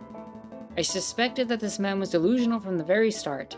It would explain why he's being treated by a mental health professional. There's nothing to be done. Let's just humor Gustave until we get an opportunity to leave, cut our losses. What about my medical debt? Time for a demonstration. Get ready to have your stockings blown off, messieurs. So here we have a piece of meat. Imagine, if you will, that this is a soldier. Okay, that meat is a soldier. An oddly shaped and potentially tasty soldier. And here we have a small piece of iron. Imagine, if you will, that this is a musket ball. So our soldier is wandering through a battlefield, not a care in the world, and all of a sudden, bam! The person's been shot! The musket ball has been embedded in the man's flesh! I'm scared, Falcon. He slammed the metal into the meat like a madman. Quick, messieurs. You're a battlefield medic. The soldier's wounded, and you have precious little time. What do we do? I'm no surgeon, but I think most doctors would feel around for a musket ball fragments and then carefully use a scalpel. How archaic, how slow, how imprecise! Now, I hear you wondering, Monsieur Trouvé, surely there must be a better way. I wasn't? Well, wonder no more. Behold, the Explorer Extractor. Watch as I power up the device. And then I move the detector component over the meat. Is that thing humming? It is, monsieur. When the electromagnet component of the Explorer Extractor detects a piece of iron, the device vibrates and emits a soft hum. I must say I'm actually impressed, monsieur. A device that can detect metal beneath flesh, that's innovative. I've never heard of such a thing before. Yeah, but why limit it to battlefield surgery? You could repurpose that thing to be some sort of treasure hunting device. That would make you really rich. Zero says, as a soldier, you shouldn't go wandering about a battlefield without a care in the world.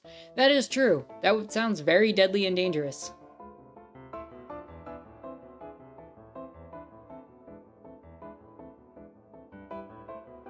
Hold your horses, monsieur. Hold your horses, I'm not done yet. You have only seen half the device's capabilities, the exploration part. Now you could witness this. Oh my goodness, he's going to pull the bullet out with the magnet and it's going to cause a lot of pain. I know it's a piece of flesh, but imagine that happening to a person. It's just bullet pulled through the flesh immediately. Like a reverse bullet shot. Extraction. Did that thing just, yep, sucked out the bullet like a pip from a grapefruit. Behold, the original piece of iron removed swiftly and precisely from the flesh. What do you think? Pretty revolutionary, huh? I think that meat looks a lot less appetizing than before it's practically exploded. I have no idea what to think. Monsieur Trouvé, you are a strange and mildly terrifying individual, but I cannot fault the innovation of your device. We shall pass it to Dr. Falray and let him decide its worth. The Explorer Extractor has been added to your evidence folder. If you were able to perfectly pull out the bullet without causing new damage, I'm sure it would be fine. That would be very difficult, though, especially if the bullet lodged somewhere. You'd end up pulling it out against whatever it's pressed into, and I imagine you would cause more bleeding without any sort of surgical incision to, put something to stop said bleeding. I don't know. That doesn't sound good. That actually sounds quite bad.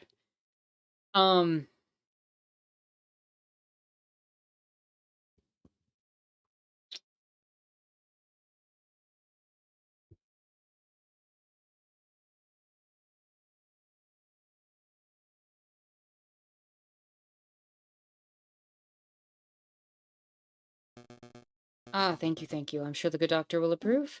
I'm hungry. Let's pick up some steaks on the way back to the office. Let's not.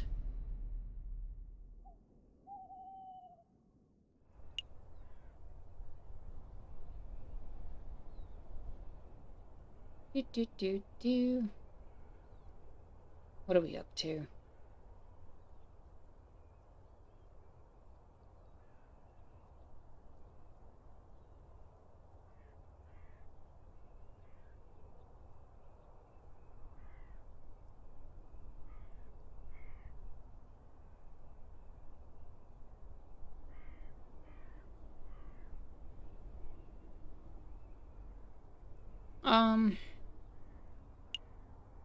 You know what I'm actually curious about?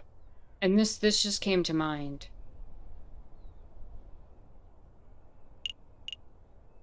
What happened to the previous judge before the wolf took over?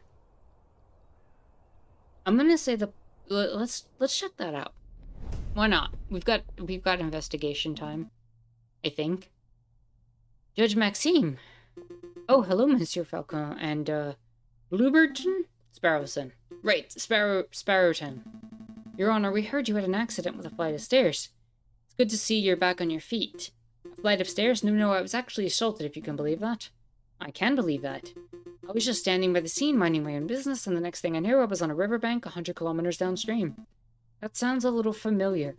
When I awoke, I had a mild case of amnesia. I thought I was an axolotl accountant.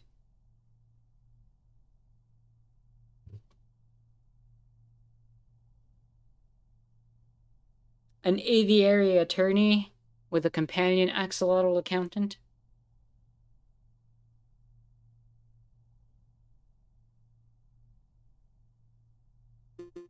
It took 2 weeks for me to return to full mental health.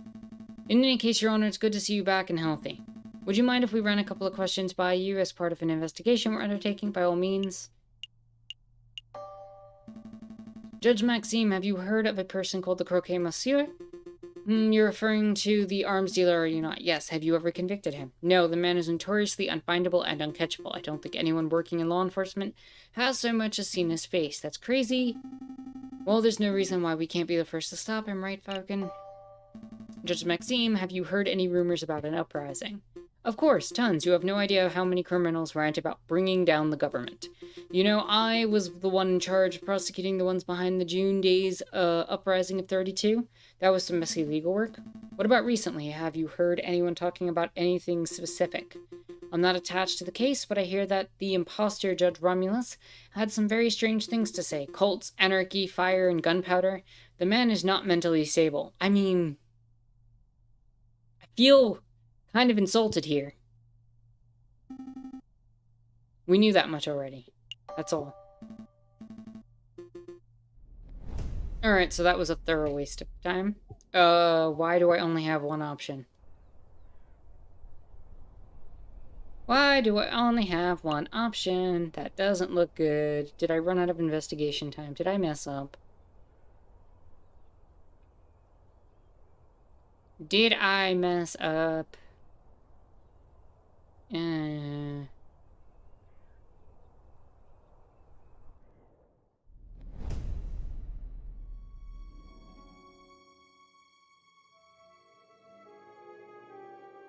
I mean, the worst thing is that, you know, we didn't settle the debt. That's the rooster who shot Croque Monsieur. What? I think we're getting close to unraveling this whole rebellion nonsense. Let's not dawdle, Sparrowson. We're nearly there. Alright, let me deal with this letter first. Spam? I don't think so. It's from Cocarico.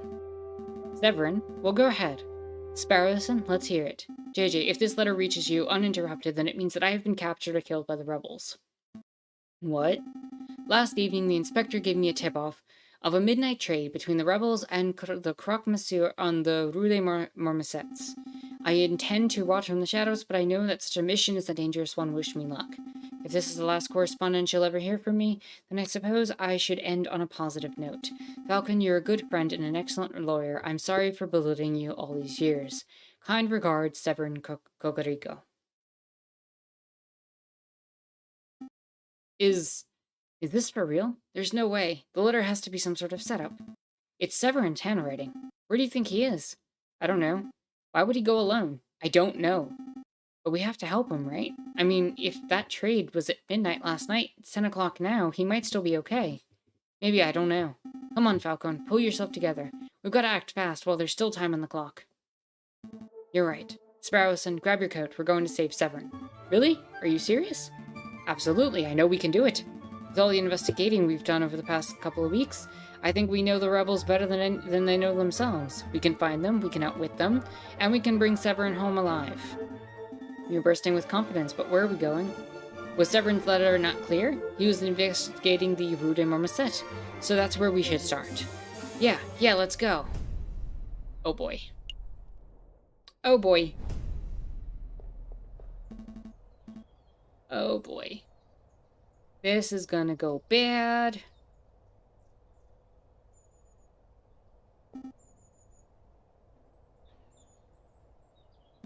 No time for wheezing. If Kokoriko was last seen around here, then there has to be a clue nearby. Right.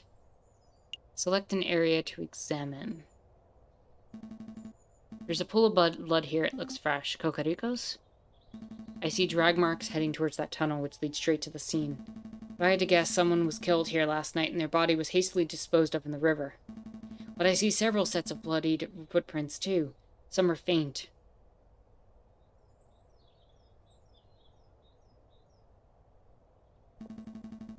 They head that way, towards the main road, so he could still be alive. Let's see where the footprints go. I guess they go to Notre Dame.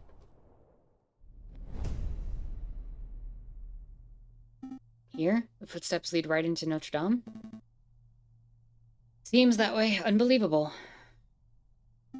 Where's a friar when you need one? Forget the friar. Let's keep following the blood trail and see where it ends up.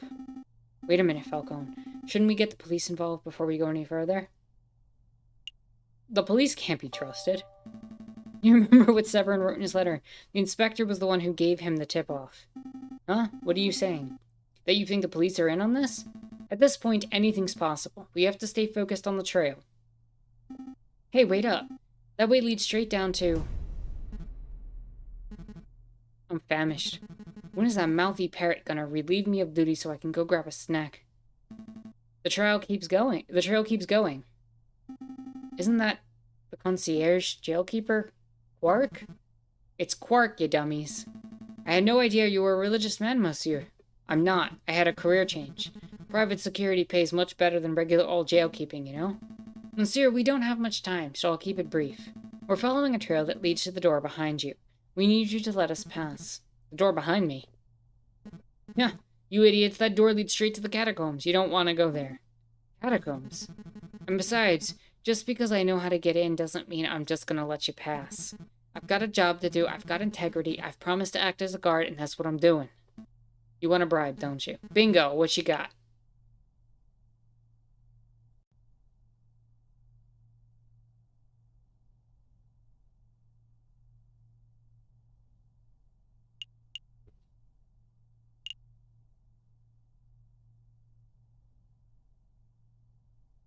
Should we just bribe him? I mean, he flat out said he wants a bribe.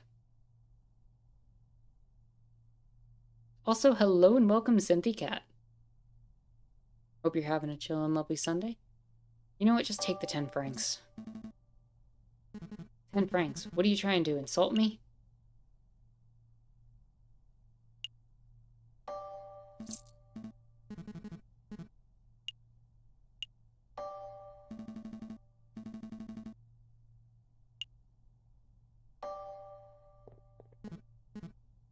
Monsieur, perhaps I wasn't clear. I'm short on both time and patience. Are you going to let us pass, or do I have to beat you until you're unable to stop us? Geez, no need to get violent, big guy. You could pass. Door's right behind me. That's the door to the catacombs? It's simple? Yeah, it's simple. What were you expecting? A hidden bookcase or something? Go on, go look. We didn't have a present to give them. What idiots. They're walking straight into a pitch-black maze without even a torch. I wonder, will they get lost and starve, or will they find the crazy lion girl and get shot? Either way ain't my problem. Upon entering the doorway, Falcon and Sparrowson find themselves at the top of a stone staircase that spirals into the abyss below. Here goes nothing. They begin the descent. I knew an underground passage would be dark, but this is ridiculous. I can't even see the hand in front of my face. Just keep putting one foot in front of the other, Sparrowson. I think that was the last step. Now it's just twisted tunnels ahead of us. I should take up smoking. If I smoked, I'd have a match right now and would be able to see where we're going. Plus, you know, all the health benefits, and I'd probably be calmer.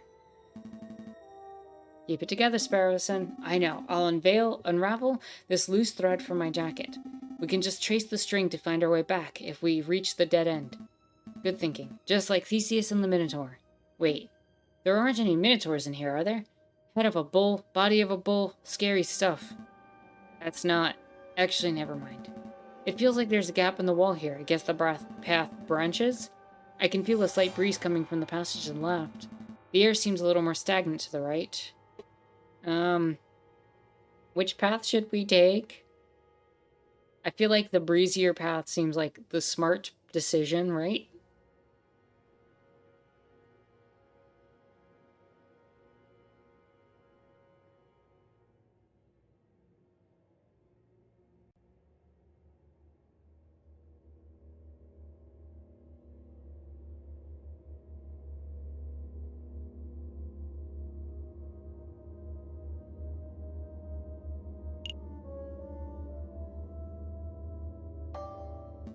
There's a chance that the breeze could be caused by an opening. Let's head that way. Falcon, I don't want to dump on you or anything, but when you threatened Quark back there, it was pretty scary. Scary, not really. Quark's all talk. I knew there was no chance he would fight back. I wasn't scared of Quark. I found you scary. I've never seen you get so angry before. Severance life on the line, Sparrowson. Forgive me for showing a little emotion. Sorry, I didn't mean it like that. Looks like the path branches again. Are my eyes going funky from the darkness, or is there a glimmer of light coming from the right path? No, I see it too. There's definitely some light on that side.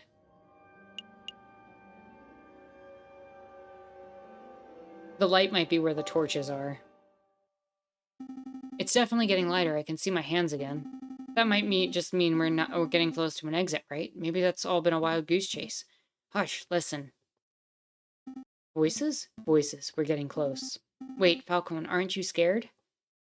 Terrified. There they are. I'll ask one more time. What is your name? Are you with the police, the Royal Guards? Speak, bird.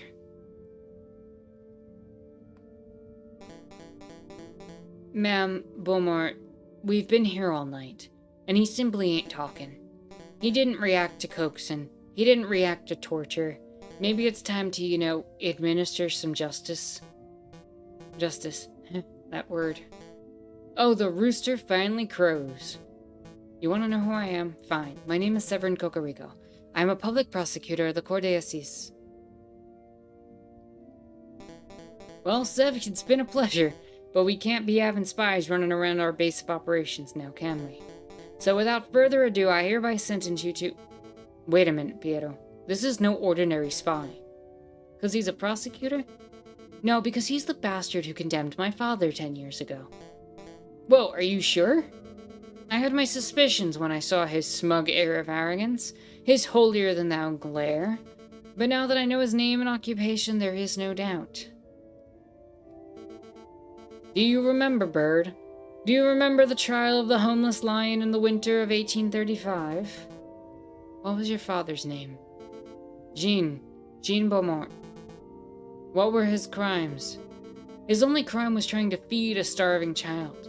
He took a handful of vegetables from a grocer's stand, not out of greed, but out of sheer desire to see me survive. But he was seen by a policeman, another arrogant cockerel like yourself, actually. So my father was thrown in jail. He was dragged to the court. I had the privilege of watching the proceedings from the stands. I remember your sharp words. This man is a thief. This man is a scoundrel. He deserves the harshest possible punishment for his crimes.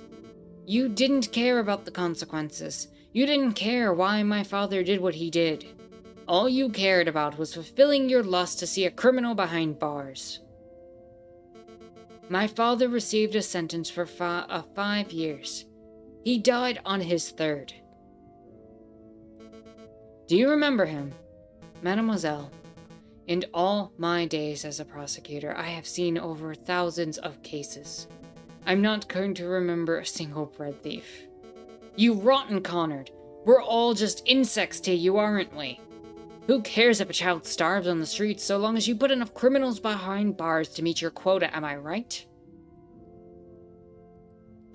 Your silence speaks volumes of your guilt. Severin Cocorico, you have been tried by the people of the Second Republic. We have found you guilty on the counts of conspiracy of the murder of the Croque-Monsieur and of the murder of my father, Jean Beaumont. Oh, I've been found guilty. Mademoiselle, if you want to shoot me so you can fulfill your revenge fantasies, then by all means, shoot me. But don't pretend for a moment that this mob resembles a court of justice in any form. Court of justice? Now there's a contradiction. Bird, you know nothing of justice. Friar Remus. Read this man his last rites. With pleasure, madame. Falcon, we have to make a move. Say something.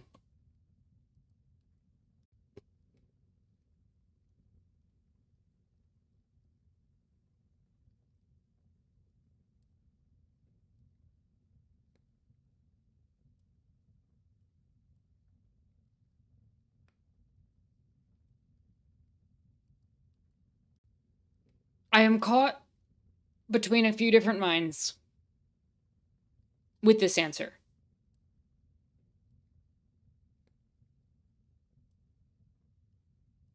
On the one hand, if I stay silent, I know he's going to die.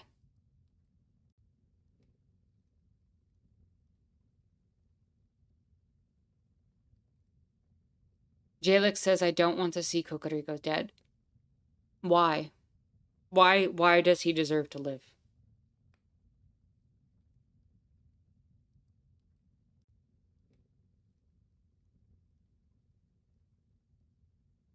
The gun is from the croc.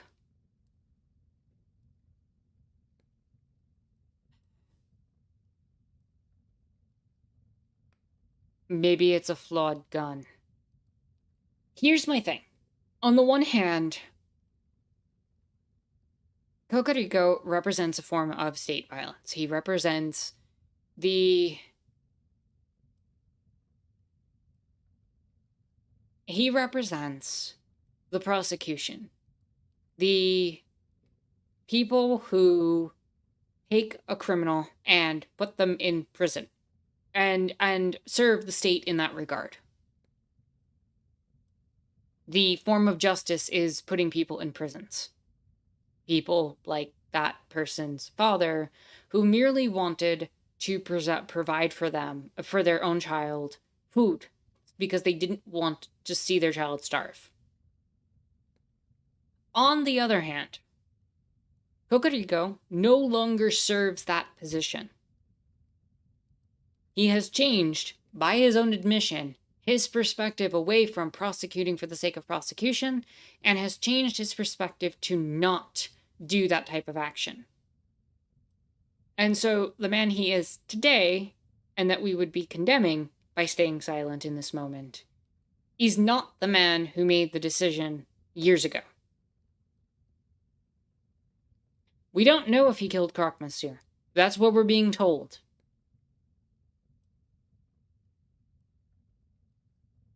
I think I will speak up and see what happens. Because to stay silent is to perfectly condemn him without looking up evidence and trying to find what actually happened. Whereas speaking up gives us the opportunity to potentially do that. And to make judgment based on evidence for ourselves. The truth of the matter is we don't know where Kokoriko stands on any of this. If I speak up, I'm putting Sparrow and Falcon in great danger. I kind of don't care. Sparrow knows what he got himself into. He had the option to flee. He's had it multiple times. If I did not see Kokoriko change his perspective and he had instead recently prosecute the young flower girl, I would stay silent right now. I'm being perfectly blunt. Him not prosecuting that flower girl tells me that he has grown and changed and seen the flaws within the system and no longer sees the system as pure justice. And that does not necessarily mean that he should be killed just for the sake of him being a product of the system that he was born in.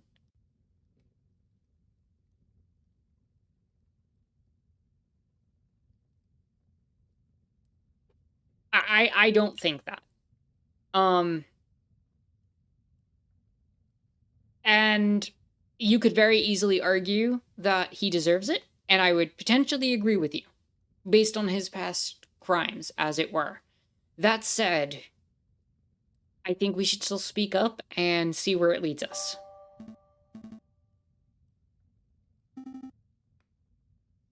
Sparrowson agreed to come in. I need you to get out of here. Go find the police, Royal Guard, anyone. No, that's not what I want. That's not the one I want either.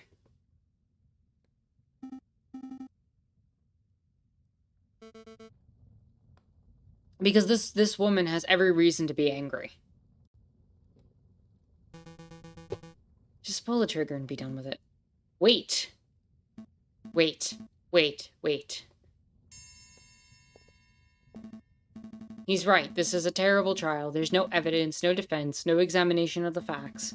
You've dragged a man off the streets and decided his fate purely based on your own prejudices and whims. I am the man's defense attorney. I am JJ Falcone. JJ, what are you doing? Defense attorney? You're a raving loony is what you are. Or a spy. I've seen this Monsieur eavesdropping on our conversations before. He cannot be trusted. Everyone, please hear me out.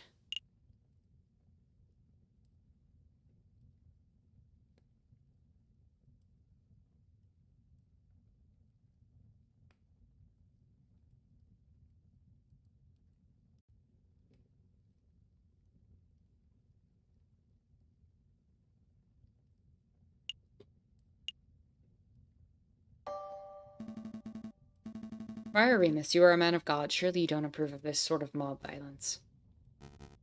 I see a new issue. The good book is full of stories of violence. Joshua ransacked the city of Jericho. Ehud and the judges were ruthless assassins. Samson killed thousands before meeting his fate. Well, sure, but that's the Old Testament. What would Jesus say about this? He would say, I do not come to bring peace, but a sword. Matthew 10:34. I did not come to bring peace, but a sword. Matthew 10:34. Oh, damn. Do you see, Falcon? This man's death is inevitable. For the good of France, and in the name of justice, he must be killed. Justice. There's that word again. Madame, I won't presume to know who you are or what you stand for, but shooting this man right now would not bring you justice.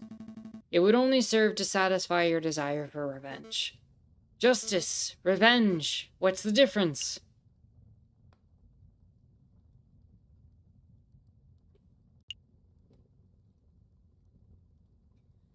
What is the closest answer here, in your all opinion, to we should democratically talk about this and come to a consensus rather than condemning a person based on one person's perspective? Would that be rationality or due process? Or fairness? Because due process is to state. I'm not...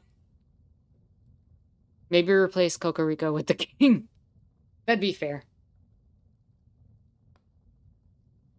Fairness, okay. Fairness, madame. Justice offers the accused a chance to defend themselves. It ensures that both sides are treated as equals. My father was not treated as an equal. Then maybe this is your opportunity to be the better person.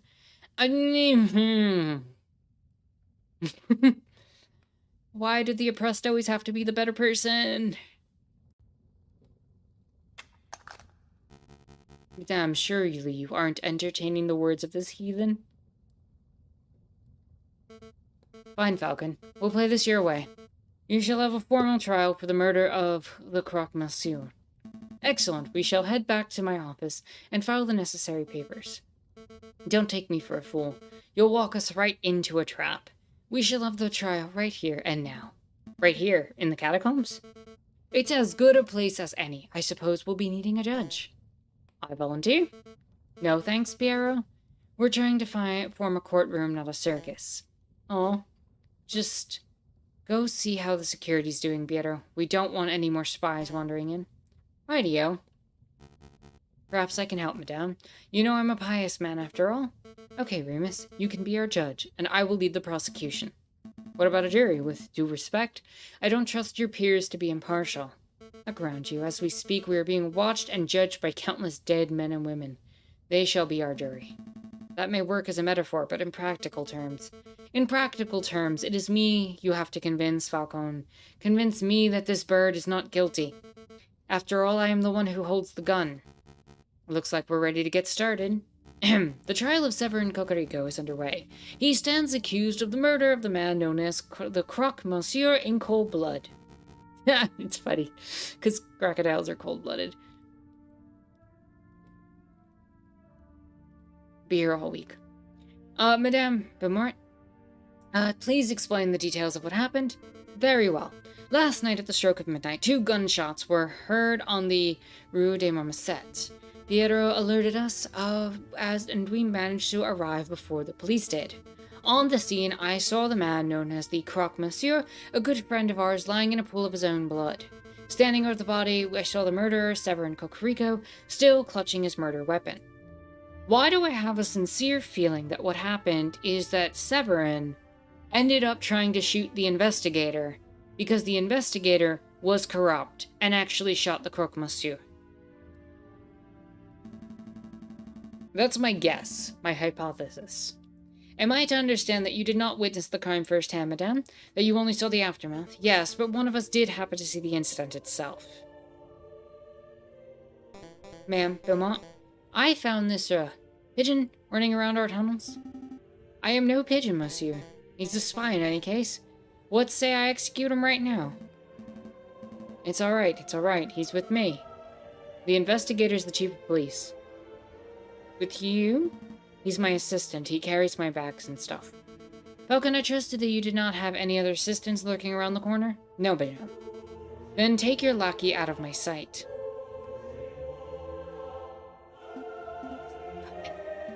What is it?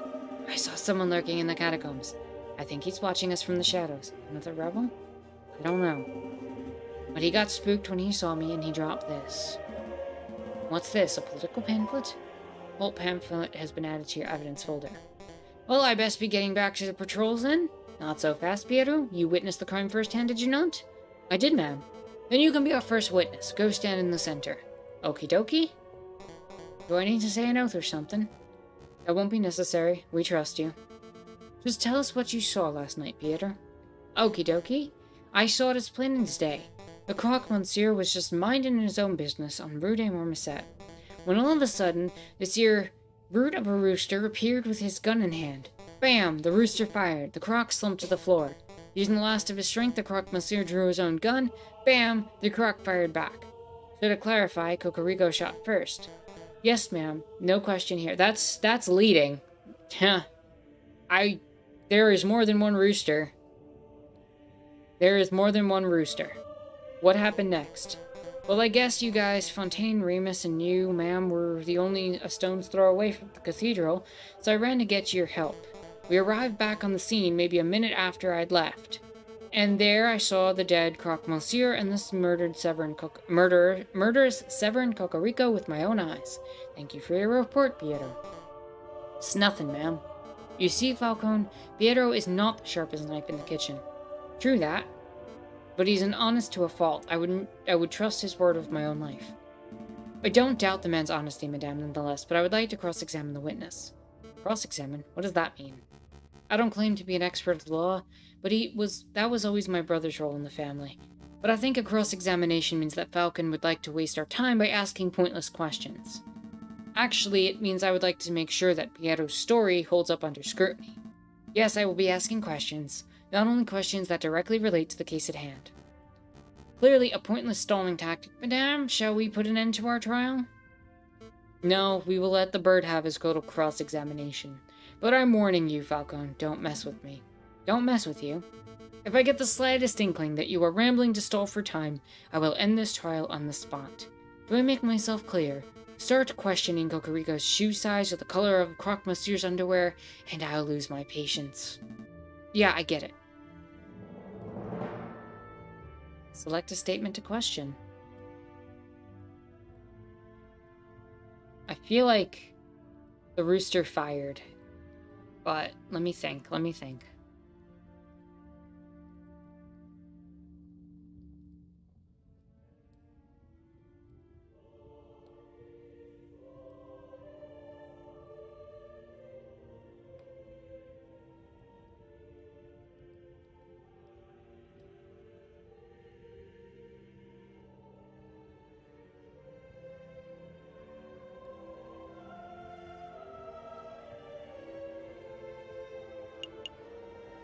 Originally I was gonna go with the rooster, because my question was which rooster.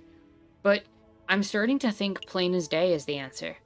Because they said they saw it plain as day, but it's nighttime, and the lights are broken in the alleyway.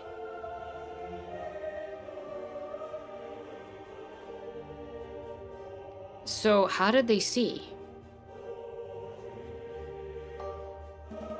You claim that you saw the incident as plain as day. Yep, plain as day. The crime occurred at night. I would like to remind you that this crime occurred around midnight in February, on an overcast, moonless night in an unlit alley. What's your point? It would have been too dark to see. So dark that you could not have possibly correctly identified the people involved.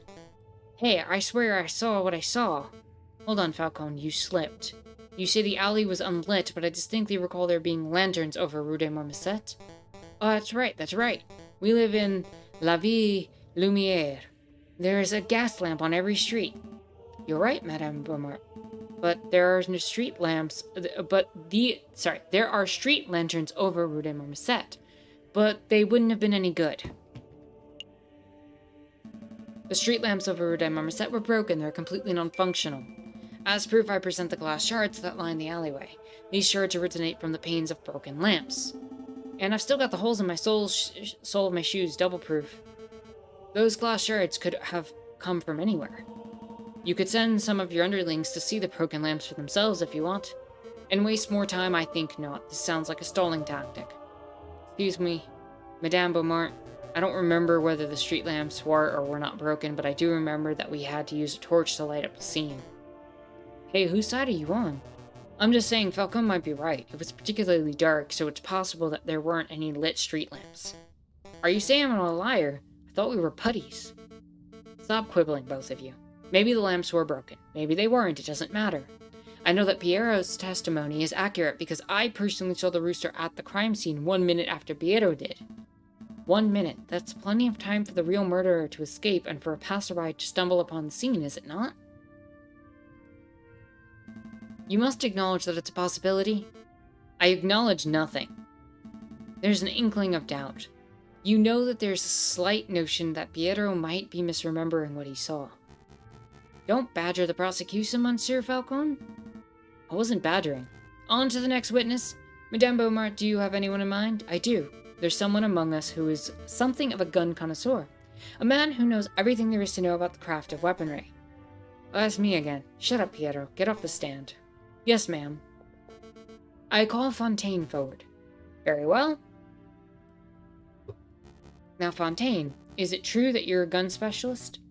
Well, I hate to brag, but yeah, I know about guns, their mechanics, their beauty. Have you heard about the revolver mechanisms America's developing? It's wonderful stuff. Fontaine, let's stick to the guns that were found at the crime scene. Tell us about those. Alright, very well. This is the gun found on Severin Cocorico's person at the time of arrest. It's a standard issue percussion lock, Chatterall gendarmerie pistol, 24 centimeter length, 15 millimeter caliber. Lots of police and soldiers carry these things. Police and soldiers, you say? Wait, and Cocorico refused to take the pistol. I think I'm right. We saw that scene where Cocorico was like, I refuse to take this pistol. That sounds like our Cocorico. Does it? Cocorico's always told me that the riding crop was his self-defense weapon of choice. It's strange that he had a gun in the first place. The pistol's been added to your evidence folder. And this is the gun found on Croque Monsieur's corpse, clutched tightly to his hands. It's a turnover pistol, double-barreled, ivory handle, 20 centimeter length, 13 millimeter caliber. It's an exquisite and highly customized gun. It's one of a kind. Whoever used this weapon knew their stuff. Croque Monsieur was a legendary arms dealer. It's no surprise that his personal weapon would be something so flamboyant. But what's really fascinating about Croque Monsieur's gun is the ammunition. See, the bore of the pistol's been fitted with a set of grooves. Please stop, Fontaine. I didn't call you up here to show off your gun knowledge. Tell us what you uncovered when you examined Croque Monsieur's bullet wound. Alright. Well, a lead bullet was embedded in the middle of Croque Monsieur's sternum, and appears to have a straight angle of entry. So in other words, Croque Monsieur was facing his killer when he was shot. That's right. The other interesting point was that the Croque Monsieur's outer clothes were singed. This typically only occurs if a person is close enough to a gunshot to be directly burned by the gun's muzzle flash. And how close does a person have to be burned by a muzzle flash? Less than 3 meters, I would say. 5 at the very most. Then there's no chance that there was a rogue sniper on the rooftops. The Croque Monsieur's killer was standing in the Rue des Marmoset themselves. As is plainly evident, only one person was found in the Rue des Marmoset at the time of the incident. Prosecutor Cocorico. Well said, madame. I think you just unequivocally proved this bird's guilt. Not so fast. I'd like to cross-examine the witness. I don't think so. You're overstepping your bounds, Bird. Let the lawyer try, Remus. When he fails, there will be absolutely no doubt to anyone in the room that Cocorico is nothing but a bloodthirsty murderer.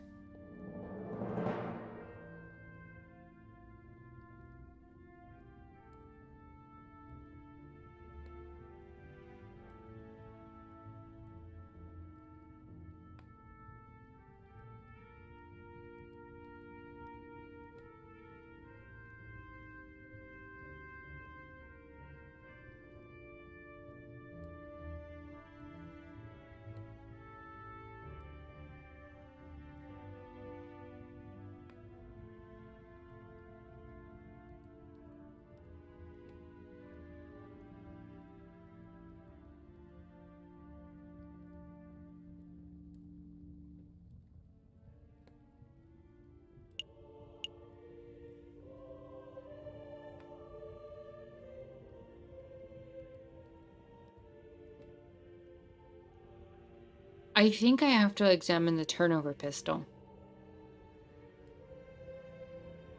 Not the Gendarmerie pistol. They're not going to believe anything I say about Cocorico's character. They're just going to assume I'm trying to get my friend off from being killed. That he wouldn't carry a gun and all that. The weakness in the argument has to come up from the turnover pistol.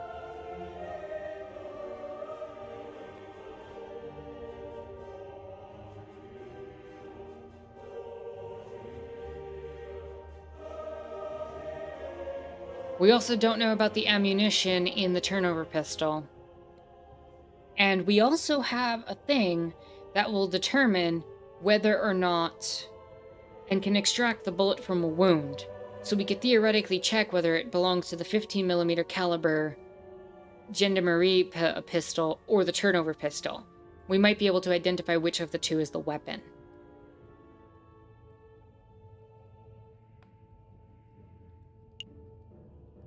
I believe we go with the turnover pistol.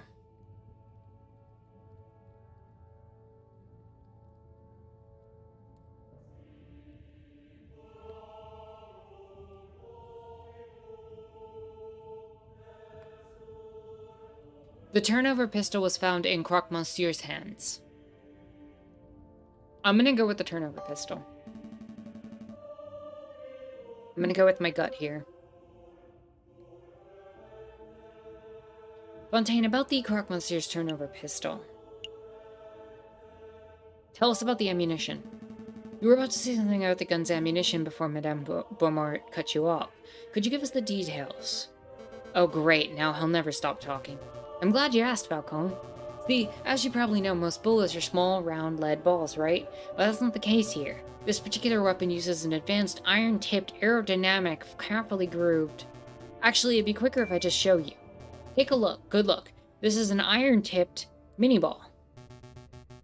It's very rare, top-of-the-line technology.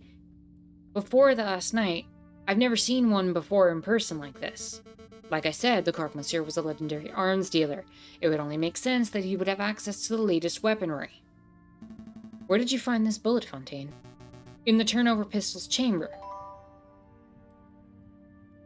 Really? Hold on, I'm confused. I thought the Croque Monsieur fired his gun, so how is it possible that his gun is still loaded with a bullet? A turnover pistol has double-barreled. This means that it can hold 2 bullets at once, ready to be fired in quick succession. Ah, I see. The Croque Monsieur fired 1 bullet, but died before he could fire the second. I trust that you have no more questions about this matter, Falcone. We've wasted enough time already. Where's the other bullet? What other bullet? The fired mini ball. There were 2 shots that night, remember? One from the assailant and one from the crocodile. I scoured the scene for a couple minutes, but I couldn't find it. Pity. Would have been great to have 2 of these magnificent bullets. Madame Beaumont, did anyone find the fired mini ball in Cocorico's body? In his body? Are you asking if Cocorico was wounded by the bullet? No, that much is plain to see. So again, I must ask, where is the fired mini ball? I don't have a clue. What are you trying to get at, Falcone? Isn't it obvious that the bullet wasn't embedded in the alleyway wall, and it wasn't embedded in Cocorico, then that means...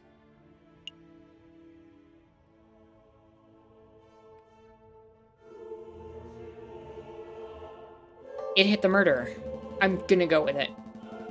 The bullet hit the murderer, the real murderer. It must still be embedded in whoever attacked Croque Monsieur. A ludicrous notion?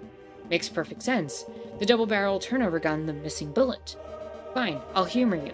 Let's say that a bullet did indeed hit the real perpetrator. What of it? Well, it's only been a few hours since the shooting. Presumably the person will still have the bullet lodged in them. Find the person with the unique iron mini ball embedded in them, and you find the real murderer. That's reasonable, but we don't have the time nor the researchers to search every citizen in Petty to uncover a injured gunman. You don't have to search everyone in Petty. I believe the murderer to be someone in this very room. Oh? You think we have a traitor in our ranks? I do. This was obviously a planned attack. Someone invited Cocorico and the Croque Monsieur to the same place at the same time in order to create a setup. Only someone with a rebel's connection could engineer such an event. This is ridiculous. Are you saying that someone in this room was shot last night? That's clearly untrue. A bullet wound can be concealed. Perhaps if you were all to take off your shirts. No, I'm not having everyone in the room stripped to their knickers just to cater to your outrageous theory. If you can think of a more reasonable way to prove your stray bullet theory, then we end this damn trial here and now. A more reasonable way? I have a more reasonable way. What are you thinking, Falcone? Isn't it obvious? We have the perfect way to uncover whether someone's been shot. It's a genius solution.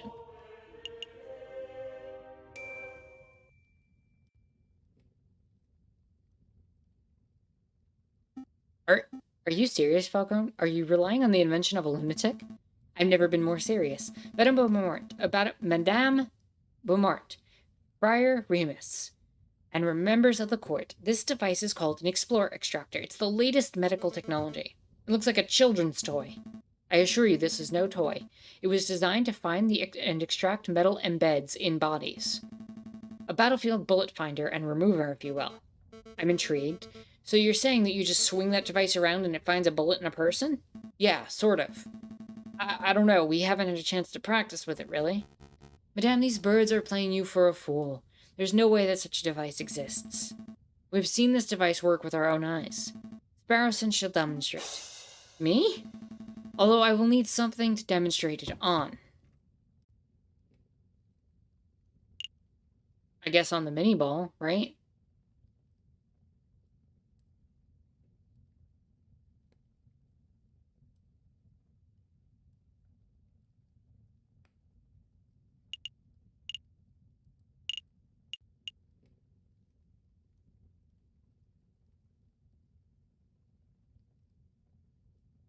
I mean, I should present it on the mini ball, right?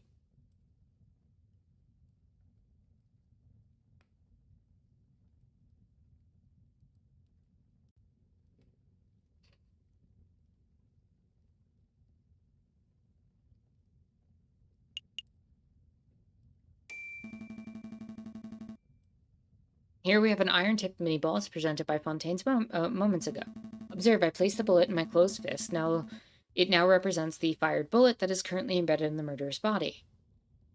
Allegedly. Now Sparrowson will demonstrate what exactly happens when my hand is scanned with the Explorer Extractor device. So I just do this and... it's humming and buzzing. Is it really detecting that bullet? Absolutely. What an intriguing device. Hey, what would happen if I were to hit extract right now? Please don't. You remember what happened to that steak, right? My, what is this feeling? It feels like power. Don't let it get to your head. Okay, I'm convinced. Falcon, Sparrowson, you may perform a cursory scan of each of us with that device of yours. You must stop humoring these morons, madame. What good is this doing this? Remus, they may be morons, but this test will grant us certainty of the rooster's fate. I can afford that time. Hey, Falcon, what will happen if the murderer is someone not present in this room? It most likely isn't. What? I'm stalling. Falcon, get a move on, you two. I really must express my displeasure that you are going along with this farce, Madame Beaumont. Let us end this trial right here and now. You can get the justice you so crave. Don't worry, Remus. My patience for this bird brain is wearing thin, too. When this asinine scheme of his fails, he will face the consequences. Lackey Bird, scan the rooster first. He is the prime suspect, after all. Okay?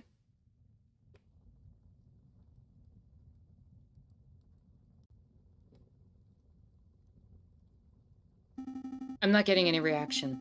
That means there's probably no bullet lodged in Cocorico. So, he's innocent for sure. No, all that means is that this bird was not shot by the hypothetical bullet. Don't forget, this is all speculation on Falcon's part. Madame, I must insist that you end this. It's a fool's errand. We have other matters we must attend to. Friar Remus looking mighty sus. Remus, let me worry about our time management. Piero, you go next. Alright, get it over with. No reaction. That means Piero wasn't shot either. Now we shall test. Madame, I implore you. You're being awfully lippy, Remus. Why don't you go next? Me? Is that really necessary, Madame? I don't want to participate in this ridiculous child's game. This is no game, and I'm issuing an order to cooperate. I refuse. Piero, please restrain Remus. With pleasure, ma'am.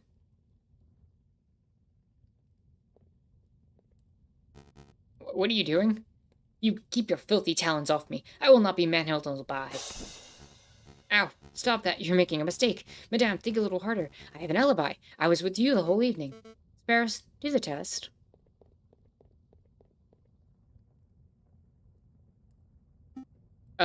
Falcon?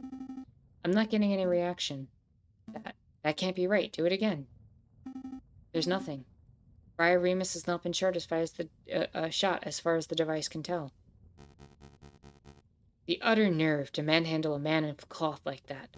As I said on the floor, madame, I was with you and Fontaine for the entire evening. I could not possibly be in two places at once. It's true, you were sitting in my line of sight exactly when the murder was supposed to have taken place, as was I. Right, Fontaine is sitting with us too, so that rules him out. And I know that I didn't perform the murder, obviously, which means that every suspect has been accounted for. Go sit down, lackey, your job is done. What about his brother? They're twins, aren't they? They look very similar.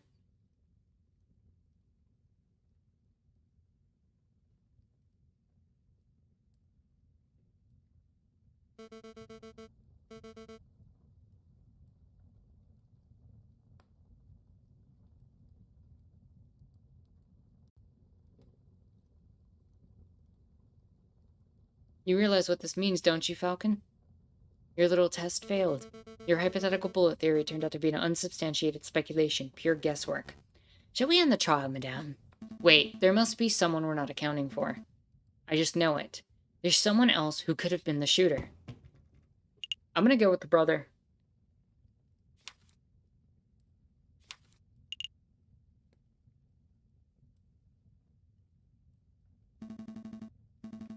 Friar Remus, how's your brother? The man named Romulus? My brother. He was forced to flee the country by our oppressive government. You and I know that's not true. Your brother's still in France. In fact, I think he's lurking in these very catacombs right now. An absurd notion. Your theories are getting more and more outlandish, Falcon. Where's your evidence? Oh, I know. I can answer this one. I found this in the Catacomb Tunnel. An introductory guide to the Cult of Reason. Thank you, Sparrowson. Now, Friar Remus, does this pamphlet look familiar to you? No, I've never seen it before in my life. Are you sure? Are you sure it doesn't belong to your brother Romulus? No, there are many cultists in Patty. Maybe it belongs to one of them. Falcon, I'll take your word that your lackey found this pamphlet in the catacombs. But Remus is right. You have no evidence that the man known as Romulus is the one who dropped it. This pamphlet could have been dropped by anyone. It could have even been dragged in on the sole of Piero's shoe, for all I know. Wouldn't be the first time. Actually, madame, I know for a fact that pamphlet belonged to Romulus, and I can prove it. The cult guide. Yeah. The signed one? The signed one, right?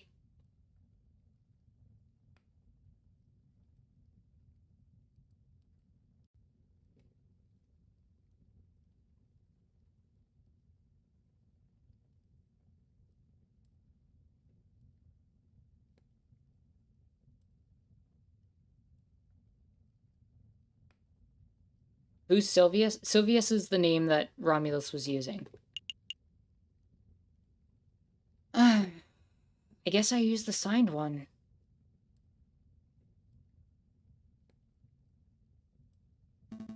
A little while ago, while visiting the Louvre, I saw a man who looked very much like Romulus handing out pamphlets.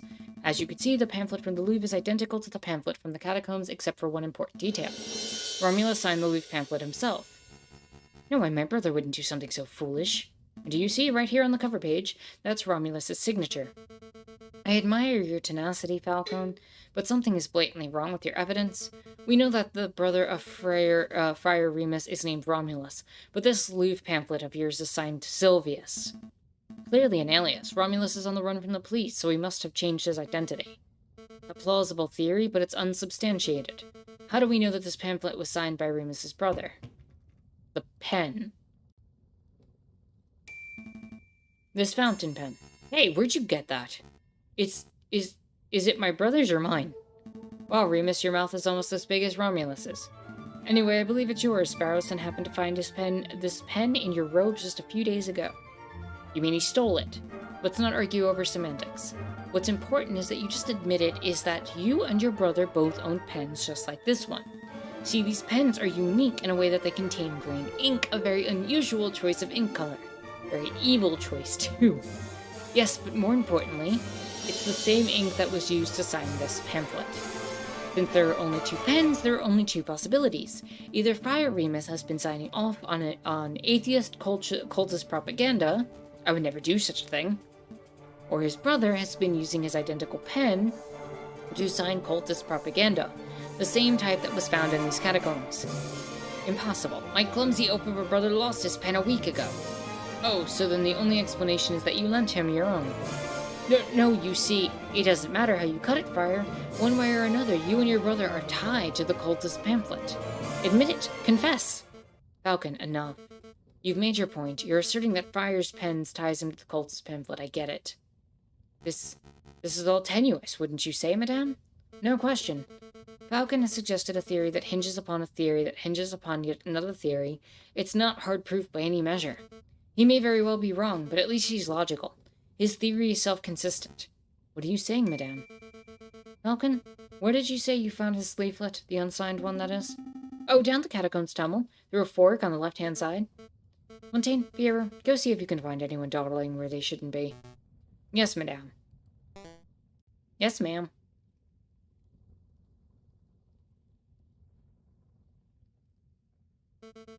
In a moment, one of two things will happen. Either Piero and Fontaine will return empty-handed, in which case I'll have no choice but to execute Cocorico. And then I'll have to execute you, Falcone, and you, Sparrowson. Us. Not because of what you've seen tonight, although that's admittedly a problem, but because your lies would be treasonous to our new republic. I didn't sign up for this. Or, Piero and Fontaine will return with a prisoner in tow, in which case we'll be free to cut Cocorico down and skedaddle. Surely not, madame. You're not going to let these three walk free after everything that's happened here. Remember what the rooster did to your father. Hold your tongue, Friar. If it turns out you've been deceiving me all this time... Ma'am, Beaumont, look who we found. Ow, ow, stop shoving me. I can walk for myself. Uh-oh. Uh-oh. Well, we really do have a ghost in the catacombs. Introduce yourself, Wolf. Very well, mademoiselle, my name... Madame? Right, madame? Whatever. My name is Sylvius. Don't you mean Romulus? That alias isn't fooling anyone, your honor. Alright. I am Romulus, twin brother of Remus, and royal servant to the rebel cause. Well, that's the whole truth. He's telling the truth, madame. Long live the Second Republic, right, guys? I have a lot of questions, both for you, Romulus, and for you, Remus. I don't appreciate being lied to. It seems that you have your hands full, so we'll just be taking our leave. Not so fast, Falcon. Your theory's still unproven. If it turns out that Romulus has no bullet in him, then you would have no evidence that implicates him of the Croque Monsieur's murder. Cocorico would still be the prime suspect. Bullet? In me? What are you guys on about? Spare me, Fontaine. Hold him down. Hold me down? Ow, ow, ow, ow. Sparrowson, do your test. I'm on it.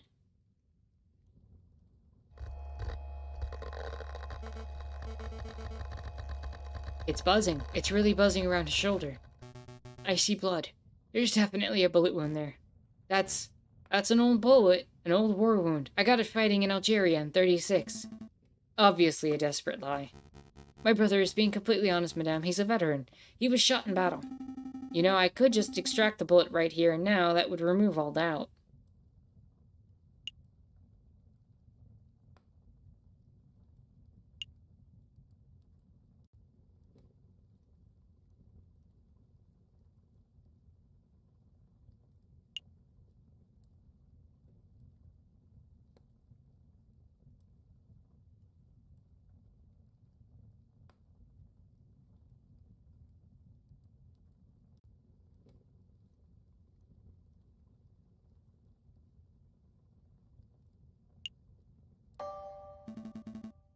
Extract that sucker, Sparrowson.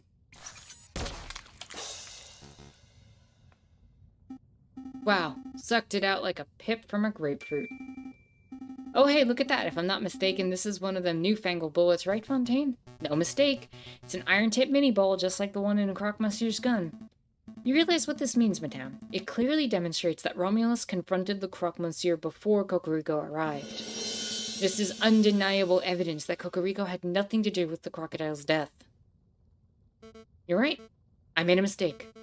I haven't forgotten what the rooster did to my father, but this bird clearly had no part in the killing of Croque Monsieur. Therefore, I cannot honestly call him an enemy of the Second Republic.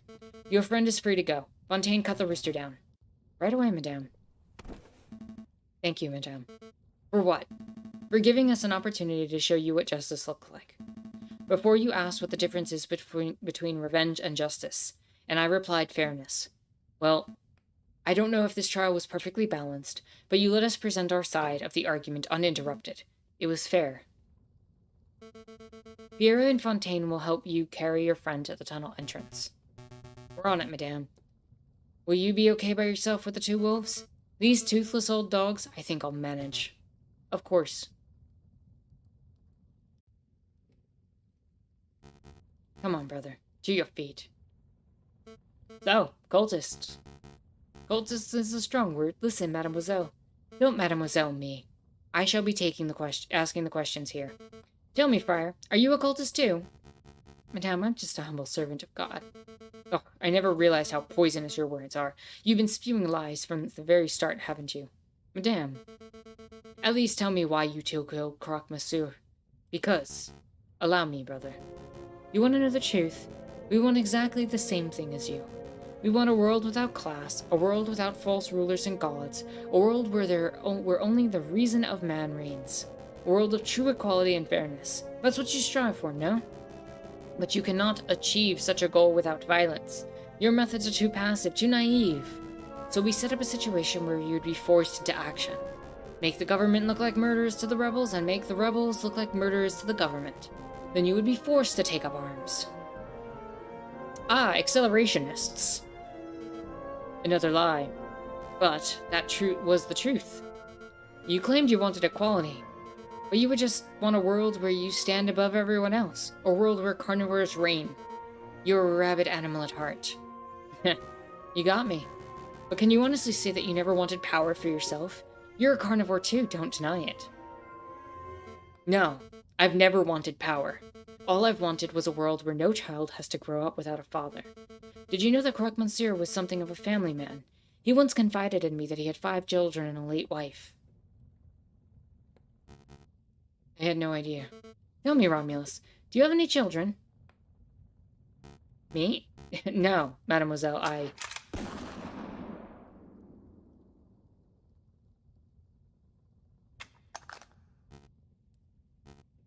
Brother?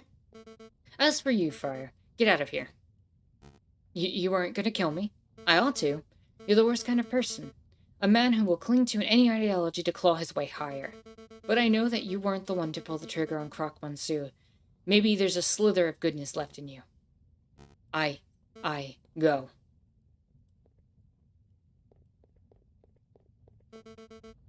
Is this what justice looks like? It's so uncaring.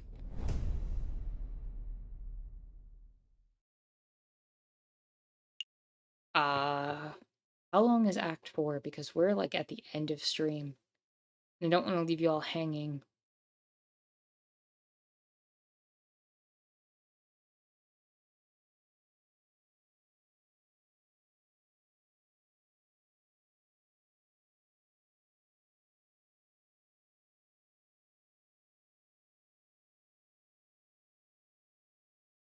Is there a whole other trial? Because if so, I think I have to call it here.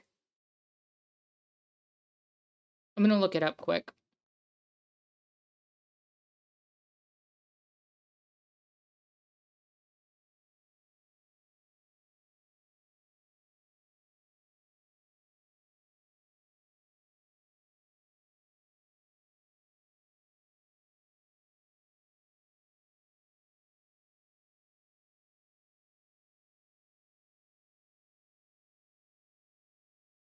Looks like there is one more small trial.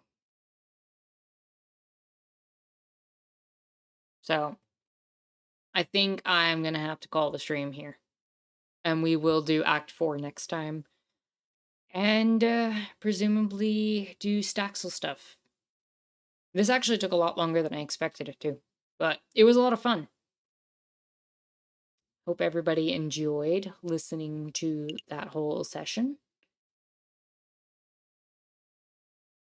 Fire stream, glad you enjoyed it. Listen, everybody, thank you all for coming out. I'm gonna have to change the stream title. I didn't expect this to be how this went either, Jalix. 1-2 nap says it. Oh man. So yeah, everybody, thank you again for joining. I hope you had a chill, lovely experience. I hope everything was good. They didn't make the rebels evil though, Jalix. They made the rebels who wanted to seize power for themselves evil. They made the... Yeah, I like how they did that as well. Like the rebels themselves, the one woman that was involved, it's not like she was there for evil purposes. They have genuine concerns. And even Cocarico has mentioned that there were certain legit perspectives that the rebels had, that the system was corrupt, that it was failing. It was the accelerationists, the ones that sought violence, the one that demanded that it only come via violence.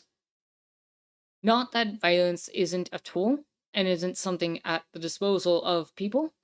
The system certainly uses it, and that's certainly something that, you know, a group of revolutionaries would have access to in terms of utilizing, right? But that may not be the main driver focus of said revolution, because if it is, then oftentimes it ends up leaving the power vacuum, which ends up, you know, where it is. I don't think I should say that on YouTube. I'm talking about the characters in the game.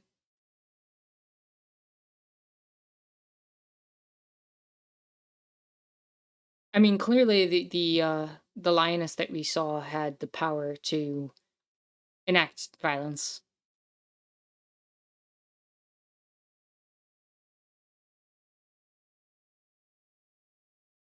But yeah.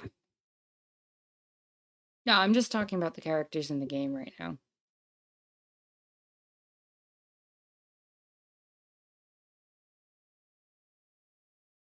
But yeah, with that said, we'll conclude Act 4 next time. Act 4 is the final act.